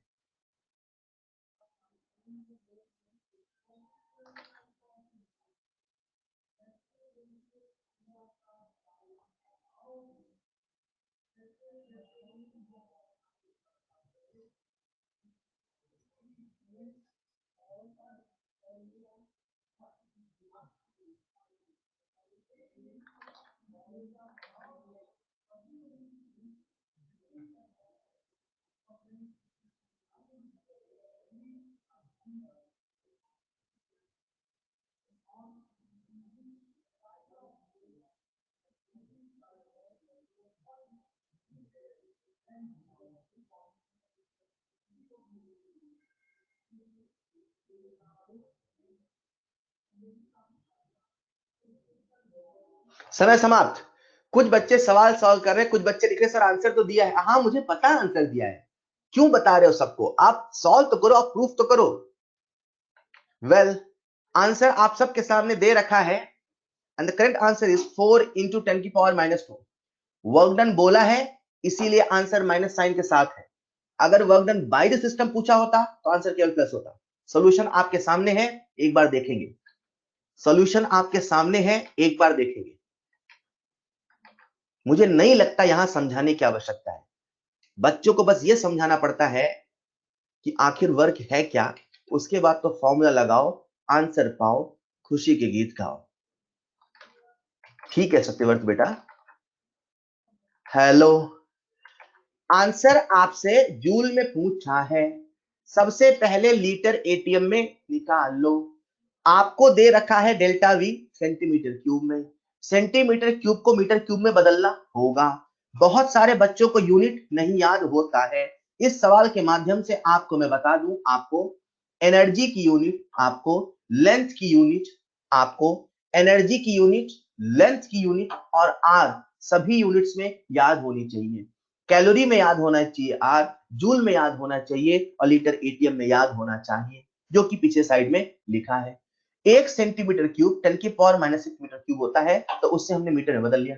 सर आपके मन में मीटर में बदलने का ख्याल कहां से आया? बेटा मुझे पता है कि अगर मुझे आंसर जूल में देना है तो सबसे पहले लीटर एटीएम में बदलते हैं। ऑलराइट, क्योंकि लीटर एटीएम में आंसर देने से, या जब चीजें एसआई यूनिट में होती हैं, तो वहां से आपको रिलेट करना आसान पड़ता है।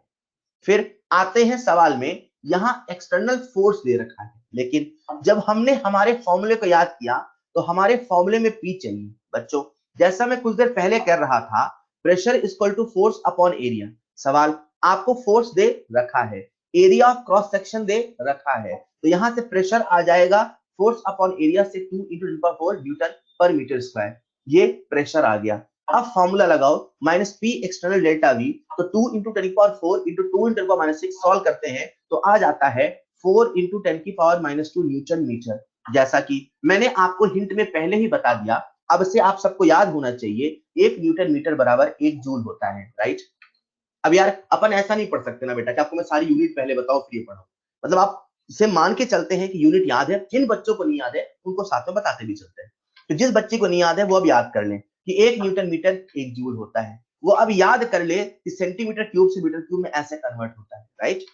ठीक है, तो इस प्रकार से अपन ने कन्वर्ट किया और आंसर आपके सामने है -4 × 10 की पावर -2 जूल। -4 × 10 की पावर -2 जूल। ठीक है, अभिषेक फिर से सोचो आप क्या कह रहे हो, आप मुझसे अलग से पूछना अभिषेक। आप बेटा पिछले सवाल के बारे में अलग से बोलना, दिमाग कुछ आया होगा तो अलग से बोलना, ठीक है। बाकी एक बार सोचना पहले। आप सबके सामने स्क्रीन पर है अगला सवाल, बढ़िया सवाल है। इस सवाल के लिए आपको मैं एक हिंट दे रहा हूं, बच्चे सुनिएगा। बच्चों आपका ध्यान चाहिए। हम लोग क्या पढ़ रहे हैं, थर्मोडायनेमिक्स ना सर, हम लोग तो पढ़ रहे हैं केमिकल थर्मोडायनेमिक्स। उसमें भी पढ़ रहे हैं गैसियस थर्मोडायनेमिक्स, बोलो हाँ या ना। ऑलराइट, गैसियस थर्मोडायनेमिक्स पढ़ रहे हैं, साथ में हम लोग केमिकल थर्मोडायनेमिक्स भी लेके चल रहे हैं, ठीक है। आप सभी जानते हैं आइडियल गैस इक्वेशन, बोलो जानते हो, जानते हैं। आप सभी जानते हो पीवी बराबर एनआरटी, बोलो जानते हो, मैं आपसे पूछ रहा हूं, बोलो जानते हैं। अगर पीवी एनआरटी है, लेट से हम लोग जानते हैं जो वर्क डन का फॉर्मूला है वो है पी डेल्टा वी, मतलब हम ये भी तो जानते हैं डब्ल्यू बराबर पी डेल्टा वी बराबर डेल्टा एन आर टी और एन आर डेल्टा टी और N T delta R. Sir delta R थोड़ी होता है, मतलब दूसरा वाला फॉर्मूला तो नहीं हो सकता है, मतलब जो पी डेल्टा वी है कभी पहला तो कभी दूसरा हो सकता है। अरे P into change in volume, तो जब यहां वॉल्यूम में चेंज हो रहा तो इधर किस में चेंज होगा सर, या तो मोल में चेंज होगा या तो टेम्परेचर में होगा। तो कभी ये वाला फॉर्मूला इस्तेमाल होगा तो कभी ये वाला इस्तेमाल होगा। भाई वॉल्यूम में चेंज किससे आएगा सर, या तो मोल के चेंज से आएगा या तो टेम्परेचर चेंज से आएगा। ये जो सवाल आपको दे रखा है थोड़ा हट के था, लेकिन फिर भी मैंने यहाँ पे इंक्लूड किया, राइट। आपको समझाना ये था, जब केमिकल रिएक्शन की बात करेंगे, और अभी केमिकल रिएक्शन है, 156 ग्राम पोटेशियम, आप सबका ध्यान चाहिए, 156 ग्राम पोटेशियम रिएक्ट्स विद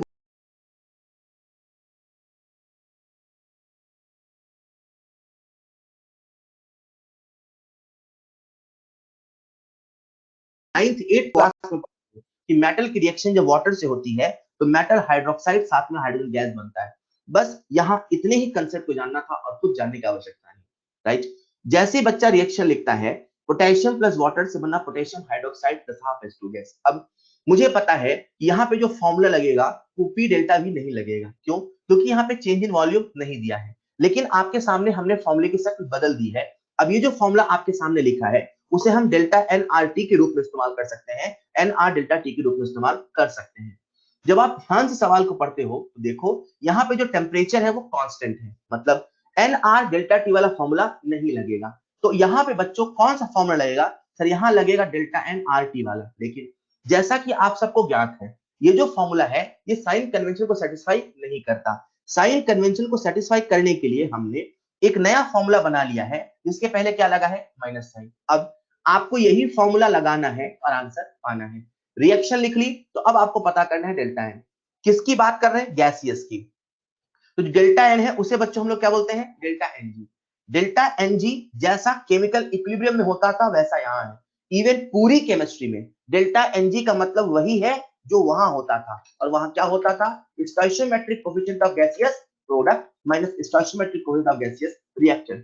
आप देख सकते हैं यहाँ केवल एक ही गैस है वो है प्रोडक्ट, मतलब जो डेल्टा एनजी है उसकी वैल्यू कितनी होगी, हाफ, राइट। डेल्टा एनजी की वैल्यू हो चुकी है हाफ। आइए हम लोग बात करते हैं वर्क डन की। वर्क डन निकालना है।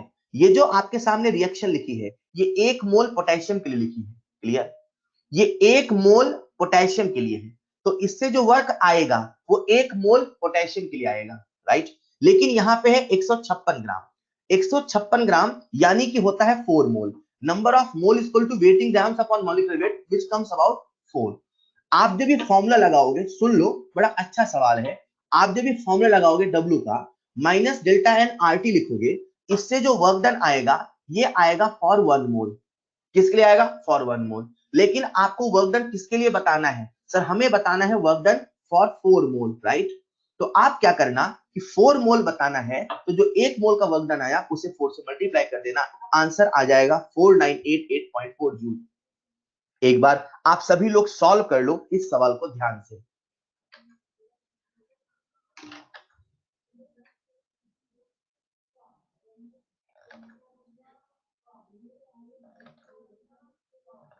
राहुल मुझसे कह रहा है सर ओपन कंटेनर है तो प्रेशर 0 होगा ना। बेटा जब केमिकल रिएक्शन की बात हो रही है तो यहाँ पे एक्सपांशन कंप्रेशन की बात नहीं हो रही है, मेरी बात को समझिएगा। यहाँ पे एक्सपांशन कंप्रेशन की बात नहीं हो रही है, यहाँ पे जो केमिकल रिएक्शन हुई है ना उसकी बात हो रही है। ये जो सवाल आपके सामने है, इसी सवाल का विस्तृत रूप आएगा इंथैल्पी में। अभी मैं आपको जो समझा रहा हूं, लिसन केयरफुली।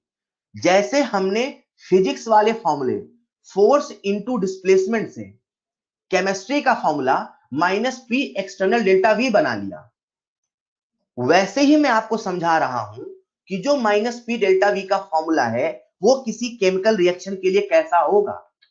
हेलो, किसी केमिकल रिएक्शन के लिए जो माइनस पी डेल्टा वी है, एक बार सुन लो, डेल्टा एन आर टी होगा या एन आर डेल्टा टी होगा। जिन बच्चों को नहीं समझ में आया एक बार सुन लो प्लीज। हमारे सामने जो फॉर्मूला है पी डेल्टा वी का, उसे केमिकल रिएक्शन के केस में, किसके केस में, केमिकल रिएक्शन के केस में, अब पिस्टन की बात नहीं हो रही है, अब एक्सपांशन कंप्रेशन की बात नहीं हो रही है, अब बात हो रही है किसी केमिकल रिएक्शन के वर्क डन की। केमिकल रिएक्शन का जो वर्क डन होगा वो पी डेल्टा वी से हमने सोचा, वो या तो डेल्टा एन आर टी होगा या तो एन आर डेल्टा टी होगा। सर एंटी डेल्टा आर क्यों नहीं होगा, सर आपने डेल्टा क्यों लगाया यार, ये था पीवी बराबर एनआरटी, ऐसा हम जानते हैं।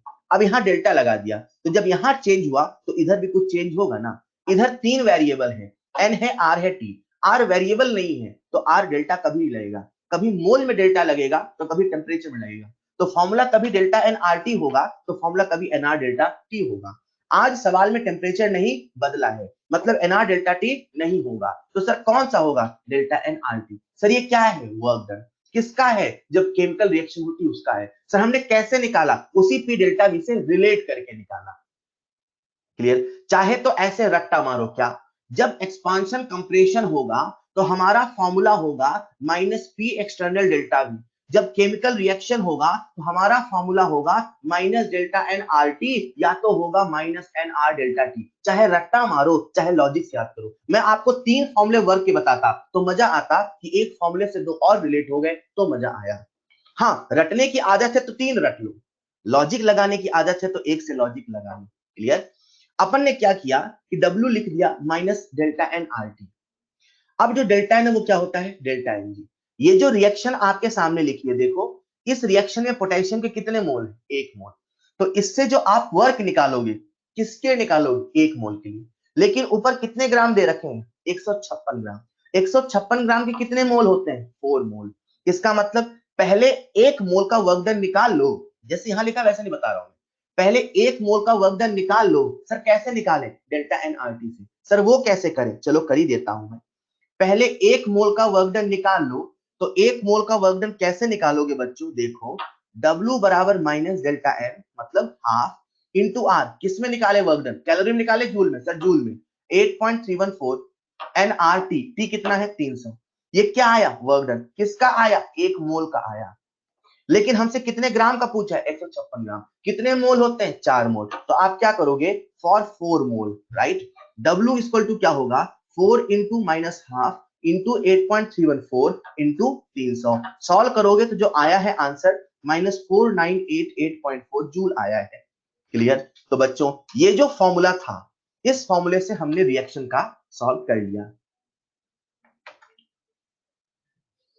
अपने सामने वर्क डन के 3 फॉर्मूले आ चुके हैं, आप सब कॉपी में लिख लेंगे 3 formula to calculate work done. गलत बात है यार, मैं यहां समझा रहा हूं, वहां बच्चे कुछ लिख रहे हैं, सर आपने मोल को एनजी से मल्टीप्लाई क्यों किया। अरे यार कैसी बातें कर रहे हो, मैंने कहा मल्टीप्लाई किया, किस बच्चे ने पूछा है, हर्षित सिंह। जब मैं बोल रहा था सुन नहीं रहे थे आप। सर ये फॉर्मूला भी याद करना, हाँ प्रथम बेटा, चाहे याद कर लो चाहे रिलेट कर लो, याद कर लो। कॉपी में 3 फॉर्मूले लिख लेंगे, रिएक्शन दिया रहेगा, कोई जरूरी नहीं मनीष रिएक्शन दिया हो, कभी कभी सोचना पड़ता है। अच्छा पहले पहले मैसेज किया था आपने, बाद में देखा, ऑल राइट ठीक है। आई होप क्लियर है। इस सवाल को आप लोग फिर से ट्राई कर लेना एक बार। सुनिएगा बच्चों ध्यान से, ये जो सवाल था थोड़ा उम्दा लेवल का था, जिसे हमने 3 फॉर्मूले लेट किए। आप सबके सामने वर्क डन के अभी 3 फॉर्मूले आ चुके हैं for chemical reaction and for gaseous system. मतलब गैसियस सिस्टम है प्योर, पिस्टन वाला सिस्टम है प्योर, तो माइनस पी डेल्टा वी। अगर केमिकल रिएक्शन है या तो minus delta N R t या तो minus n are delta t. All right ठीक है बेटा। देखो यार हुआ क्या, हमने कहा हमें 4 नए टर्म सीखने हैं। सबसे पहले आपको मैंने हीट बताया, फिर मैंने आपको वर्क बताया, फिर मैंने आपको हीट और वर्क के बाद एक नया टर्म लेके आ रहा हूं आपके सामने जिसका नाम है internal energy. Listen carefully. Thermodynamics में listen carefully, listen carefully, listen carefully. Alright, देखो बच्चों, जब भी हमारे पास सिस्टम होता है तो थर्मोडायनेमिक्स में हर चीज के होने ना होने के पीछे की वजह एनर्जी होता है। एनर्जी देने लेने के दो रास्ते हैं, लेकिन सिस्टम की जो अपनी एनर्जी है उसको हम दो शब्दों से डिवाइड करते हैं। एक इंटरनल एनर्जी है, दूसरा इंथैल्पी है।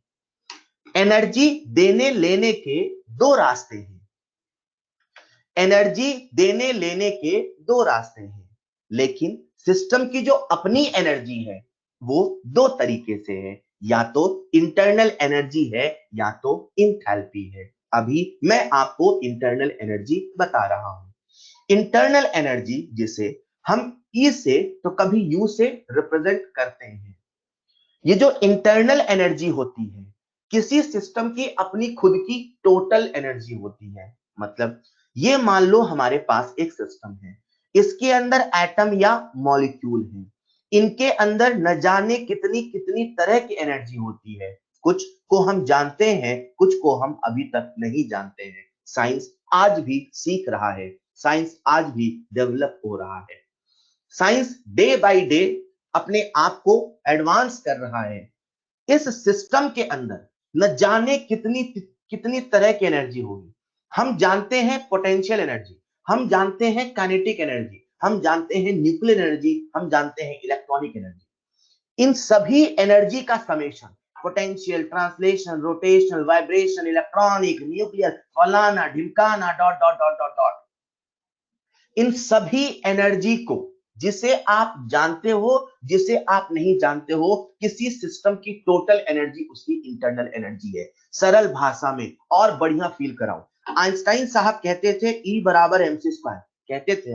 आप सब जानते हो किसी भी मास के इक्विवेलेंट एनर्जी होती है, उसके इक्विवेलेंट टोटल कितनी एनर्जी है, टोटल कितनी एनर्जी है, सब 3 5 फलाना ढिमकाना सब जोड़ दो, वो सब उसकी इंटरनल एनर्जी है। आप इंटरनल एनर्जी की इस डेफिनेशन से ये तो समझ गए होंगे, कुछ को हम मेजर कर सकते हैं। पोटेंशियल एनर्जी मेजर कर सकते हैं, काइनेटिक एनर्जी मेजर कर सकते हैं, खूब पढ़ लिया तो न्यूक्लियर मेजर कर सकते हैं। लेकिन कुछ ऐसी भी होंगी जिनको हम नहीं जानते, उनको कैसे मेजर करेंगे। आप सब समझ गए होंगे, ये जो इंटरनल एनर्जी है इसकी एब्सोल्यूट वैल्यू हम नहीं पा सकते। सिस्टम की जो एनर्जी होती है वो इंटरनल एनर्जी या तो इंथैल्पी के रूप में डिफाइन होती है।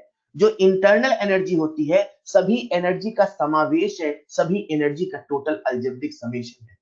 आप इसकी डेफिनेशन से समझ गए होंगे कि इसकी एब्सोल्यूट वैल्यू को मेजर नहीं कर सकते, लेकिन ये थर्मोडायनेमिक्स का जादू है कि जिसको हम मेजर नहीं कर सकते, ई को हम मेजर नहीं कर सकते, हम उसकी भी बातें करते हैं। मजे की बात बच्चों ये है, ई को मेजर नहीं कर सकते लेकिन हम डेल्टा यू को मेजर कर सकते हैं with the help of thermodynamical laws. Thermodynamics के लॉज लगा के, थर्मोडायनेमिक्स के कंसेप्ट लगा के हम डेल्टा ई को मेजर करेंगे और आप देखना कैसे मेजर करेंगे।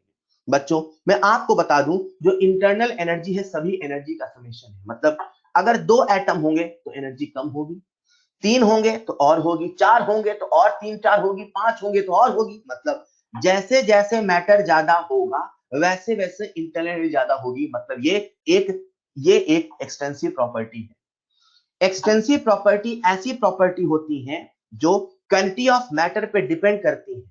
तो जो इंटरनल एनर्जी है वो क्वांटिटी ऑफ मैटर पे डिपेंड करती है, इसीलिए वो एक एक्सटेंसिव प्रॉपर्टी है। इंटरनल एनर्जी जिसे हमने कैपिटल ई कैपिटल यू से रिप्रेजेंट किया है बच्चों, वो एक स्टेट फंक्शन है। मतलब उसे फर्क इससे नहीं पड़ेगा आपने प्रोसेस को कैसे कराया, इनिशियल और फाइनल स्टेट से मतलब है।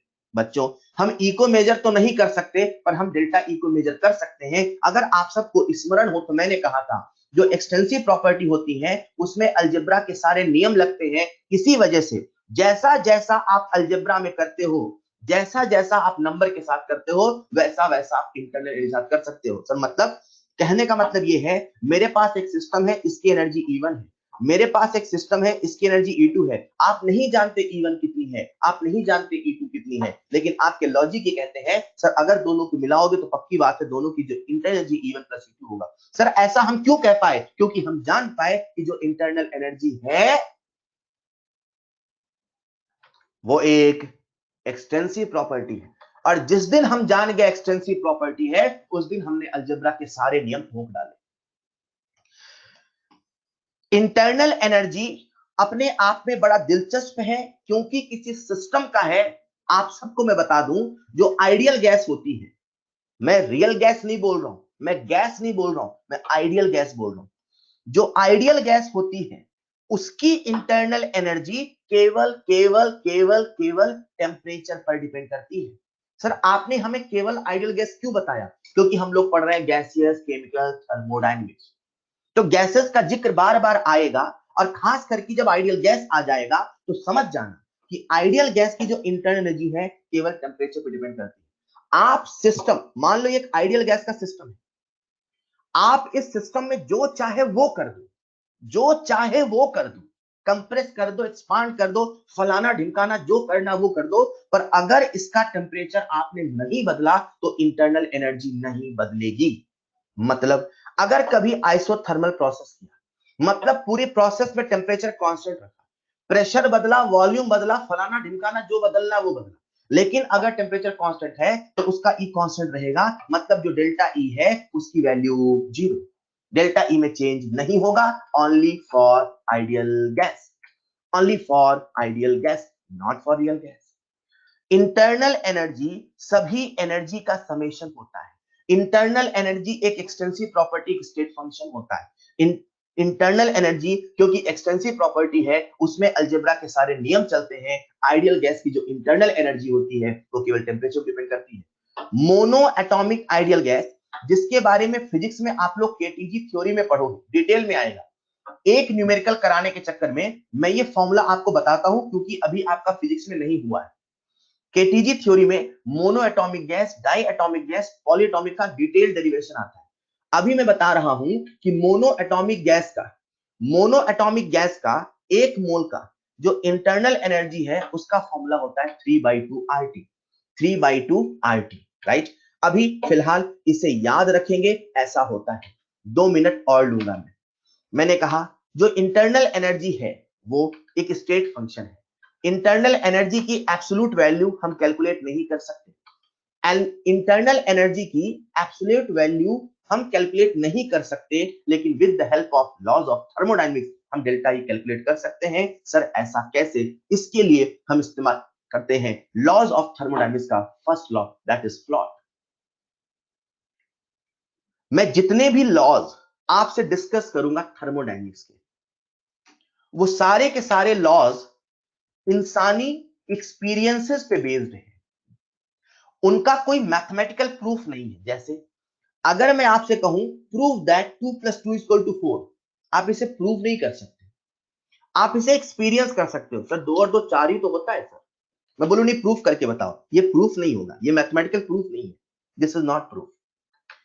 जितने भी हम लोग थर्मोडायनेमिक्स में लॉज पढ़ते हैं वो सारे के सारे लॉज ह्यूमन एक्सपीरियंस पे बेस्ड होते हैं। चाहे फर्स्ट लॉ हो, चाहे सेकंड लॉ हो, चाहे थर्ड लॉ हो, चाहे जीरोथ लॉ हो, आप हमसे प्रूफ नहीं पूछोगे, हमसे फील पूछोगे। फील मिलेगा, प्रूफ नहीं मिलेगा, क्योंकि ये लॉज बेस्ड ही फील पे है, बेस्ड ही एक्सपीरियंस पे। उसमें जो सबसे पहला लॉ है उसका नाम है फ्लॉट, बोले तो फर्स्ट लॉ ऑफ थर्मोडायनेमिक्स। वो कहता है देखो भैया सारा खेल एनर्जी का है। हमने कहा सही बात। बोले सारा खेल एनर्जी का है। मान लो हमारे सामने एक सिस्टम है, इसकी इंटरनल एनर्जी E1 है। मैंने कहा सही है, कभी ई बोल दे कभी यू बोल दे चलेगा।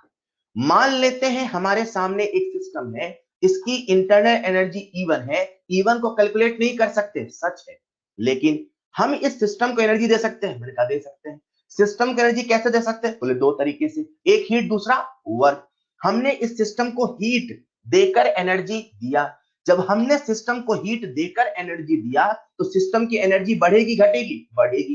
पहले कितनी थी E1 हमें नहीं पता, पर इतना पता है कि अब पक्का जो हमें नहीं पता में क्यों जुड़ गया होगा।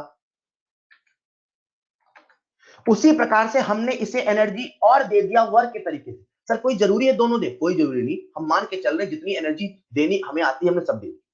हमने उसे हीट दे दिया, हमने उसे वर्क कर दिया, वर्क कर दिया तो सिस्टम को एनर्जी मिली। ये भी ऑन द सिस्टम है, ये भी ऑन द सिस्टम है, ऑन द सिस्टम है मतलब सिस्टम को एनर्जी मिली। सिस्टम को एनर्जी मिली तो जितनी पहले थी, पहले कितनी थी E1+Q, उसमें और एनर्जी जुड़ गई, हाँ जुड़ गई, कितनी W। हम मान के चल रहे हैं कि जो एनर्जी है वो कंजर्व रहती है। हम मान के चल रहे हैं कि energy can neither be created nor be destroyed. हम मान के चल रहे हैं जो टोटल एनर्जी है वो कांस्टेंट रहती है। हम मान के चल रहे हैं जितनी एनर्जी दे रहे हैं पूरे सिस्टम को मिल रही है। पहले उस सिस्टम की अपनी टोटल एनर्जी कितनी थी E1, अभी अपनी टोटल एनर्जी कितनी है E2। इंटरनल एनर्जी हमें पता है? नहीं पता है। E1 हमें पता है? नहीं पता है। E2 में पता है? नहीं पता है, क्योंकि इसमें न जाने कैसी कैसी एनर्जी है जिसका हमने नाम भी नहीं सुना होगा। अभी गॉड पार्टिकल आया है, क्या पता और न जाने क्या क्या खोजना बाकी हो। E1 cannot be calculated, E2 cannot be calculated, but one thing I'm sure that E2 is equal to E1 plus Q plus W। मतलब हम E1 को इधर ले आए बच्चों तो हम लिख सकते हैं one thing I'm sure what E2 minus E1 बराबर Q plus W। E2 minus E1 ही तो डेल्टा E है। हम E को कैलकुलेट नहीं कर सकते, पर एक्सपीरियंस के बेसिस पे, फील के बेसिस पे हम कह सकते हैं डेल्टा E बराबर Q प्लस W। Q को कैलकुलेट कर सकते हैं भैया, W को कैलकुलेट कर सकते हैं भैया। अभी आप सवाल करके ऑन पेपर कैलकुलेट कर रहे थे यार, आप क्या बातें कर रहे हो? कुछ देर पहले आप वर्क डन बता रहे थे, नहीं बता रहे थे? वर्क को कैलकुलेट किया जा सकता है, हीट को कैलकुलेट किया जा सकता है, इसीलिए इंटरनल एनर्जी में चेंज को कैलकुलेट किया जा सकता है।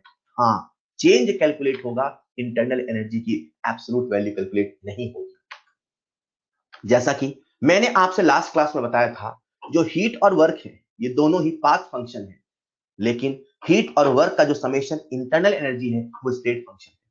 कुछ बच्चे यहां से कंक्लूजन ड्रॉ कर लेते हैं, अरे सर ने बताया path function plus path function बराबर स्टेट फंक्शन होता है। नहीं, मैंने ऐसा नहीं बताया, ये तुक्के की बात है, ये लक की बात है, ये कोइंसिडेंस की बात है कि पाथ प्लस पाथ स्टेट हो रहा है। ऐसा कोई नियम नहीं है कि पाथ प्लस पाथ हमेशा स्टेट होता है, ऐसा नियम मत बना लेना। आधे बच्चे बना लेते हैं, आप न बना लेना। एक्सटेंसिव अपॉन एक्सटेंसिव बराबर इंटेंसिव का नियम बताया तो वो है, पाथ प्लस पाथ बराबर स्टेट नहीं होता, वो तो यहां है, तो तुक्के की बात है। हो गया तो हो गया, हीट और वर्क पाथ फंक्शन है पर इंटरनल स्टेट फंक्शन है।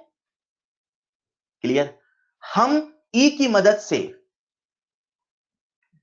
सॉरी, हम ई को कैलकुलेट नहीं कर सकते, लेकिन FLOT that is first of thermodynamics की मदद से हम डेल्टा ई को कैलकुलेट कर सकते हैं, और हमारे सामने आ चुका है first law of thermodynamics that is delta E बराबर क्यू प्लस डब्ल्यू। यहां से खेल शुरू होगा नेक्स्ट क्लास में। अभी टाइम हो चुका है तो आज इतना ही करते हैं। मैं फिर से आपसे रिक्वेस्ट करूंगा, प्लीज जितना कुछ यहां लिखा है इसे एक बार रिवाइज जरूर करेंगे। जितना कुछ यहाँ जो बच्चे मुझसे भी पूछ रहे थे ना पिछला सवाल वगैरह, वो अभी तुरंत कॉल करके पूछो बेटा, तुरंत कॉल करके, अभी ब्रेक है, मुझसे कॉल करके पूछ लो। हर्षित, जो भी बच्चे थे बीच में कुछ पूछ रहे पिछले सवाल में सब कुछ डाउट था, वो अभी मुझसे पूछ रहे बेटा, अभी पूछ रहे। राइट? हाँ, जिन बच्चों को था, मैं क्लास का हैंडआउट बना देता हूँ। हाँ, जिनको समझ में आ गया अच्छी बात है यार, सुनोगे तो आएगा, है ना? किसी बच्चे ने कुछ बोला था, मुझे बोला कि सर मैंने पहले लिखा था, वो बाद में क्लियर हो गया। जस्ट लिसन केयरफुली बेटा, वी नो योर डाउट यार, मुझे पता आप क्या डाउट पूछते हैं, क्यों लोड ले रहे हो, बस आप सुना करो ध्यान से। दैट्स ऑल फॉर टुडे, मिलते हैं नेक्स्ट क्लास में। Thank you so much. ठीक है, मैं इसे क्लोज कर रहा हूं और हैंडआउट आपको लिंक पे दे दूंगा। थैंक यू सो मच बच्चों।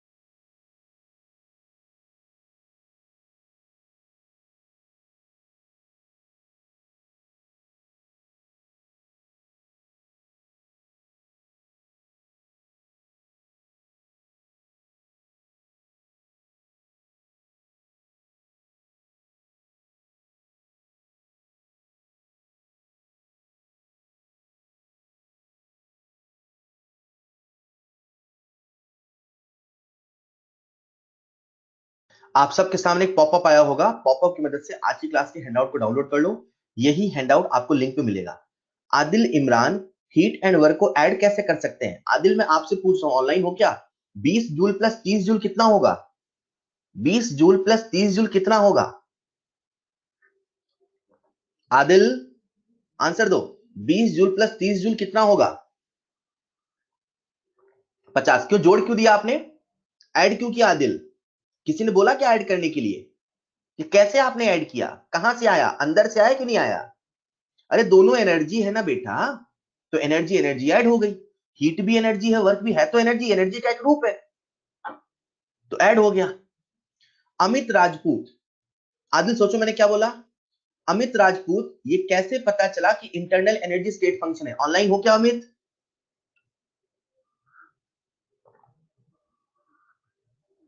अमित डाउट पूछ के भाग गया बेटा? अच्छा ठीक है, हो ऑनलाइन हो। अमित सुनो ना, इंटरनल एनर्जी की डेफिनेशन में जाओ। सभी प्रकार की एनर्जी का समेशन है। मतलब पल भर के लिए मान लो, पल भर के लिए मान लो एक सिस्टम के अंदर दो एनर्जी है, एक पोटेंशियल है, काइनेटिक और कुछ है ही नहीं, मान लो आसान समझने के लिए। दो एनर्जी है, एक है पोटेंशियल, दूसरी है काइनेटिक, राइट? अब आपने उसके अंदर 3-5 प्रोसेस कर दिए, फलाना ढिमकाना कर दिए। मुझे क्या मतलब आपने क्या किया? मुझे तो इससे मतलब है ना, उसकी पोटेंशियल एनर्जी कितनी है, उसकी काइनेटिक एनर्जी कितनी है। इंटरनल एनर्जी की डेफिनेशन कह रही सभी एनर्जी का समेशन। तो एनर्जी से मतलब है, कैसे आया से मतलब थोड़ी है। एनर्जी 5 है कि 10 है उससे मतलब है, किस रास्ते से 5 आता है उससे मतलब नहीं है, किस रास्ते से 10 आता है उससे मतलब नहीं है। मुझे तो आप ये बताओ एनर्जी 10 है कि 5 है? What is the definition of internal energy? The total summation of all forms of energy. हाँ, आप ये कह सकते हो कि सर रास्ता बदलेंगे तो इंटरनल एनर्जी कुछ और होगी, तो उसे मैं ऐसे कहूंगा, बेटा रास्ता बदल दिया, पाथ बदल दिया, तो जो इंटरनल एनर्जी आई है वो नए सिस्टम की आई है। किसी एक सिस्टम की इंटरनल एनर्जी की डेफिनेशन है summation of all forms of energy. तो अपने को एनर्जी के मैग्नीट्यूड से मतलब है, अपने को इससे मतलब नहीं है कि वो एनर्जी कैसे आई। अमित, इसी वजह से वो एक स्टेट फंक्शन है, right? So that's all for today. मिलते हैं नेक्स्ट क्लास में। Thank you so much. आप भी ब्रेक ले लें, मैं भी 5 मिनट का ब्रेक ले लूं। थैंक यू सो मच बच्चों।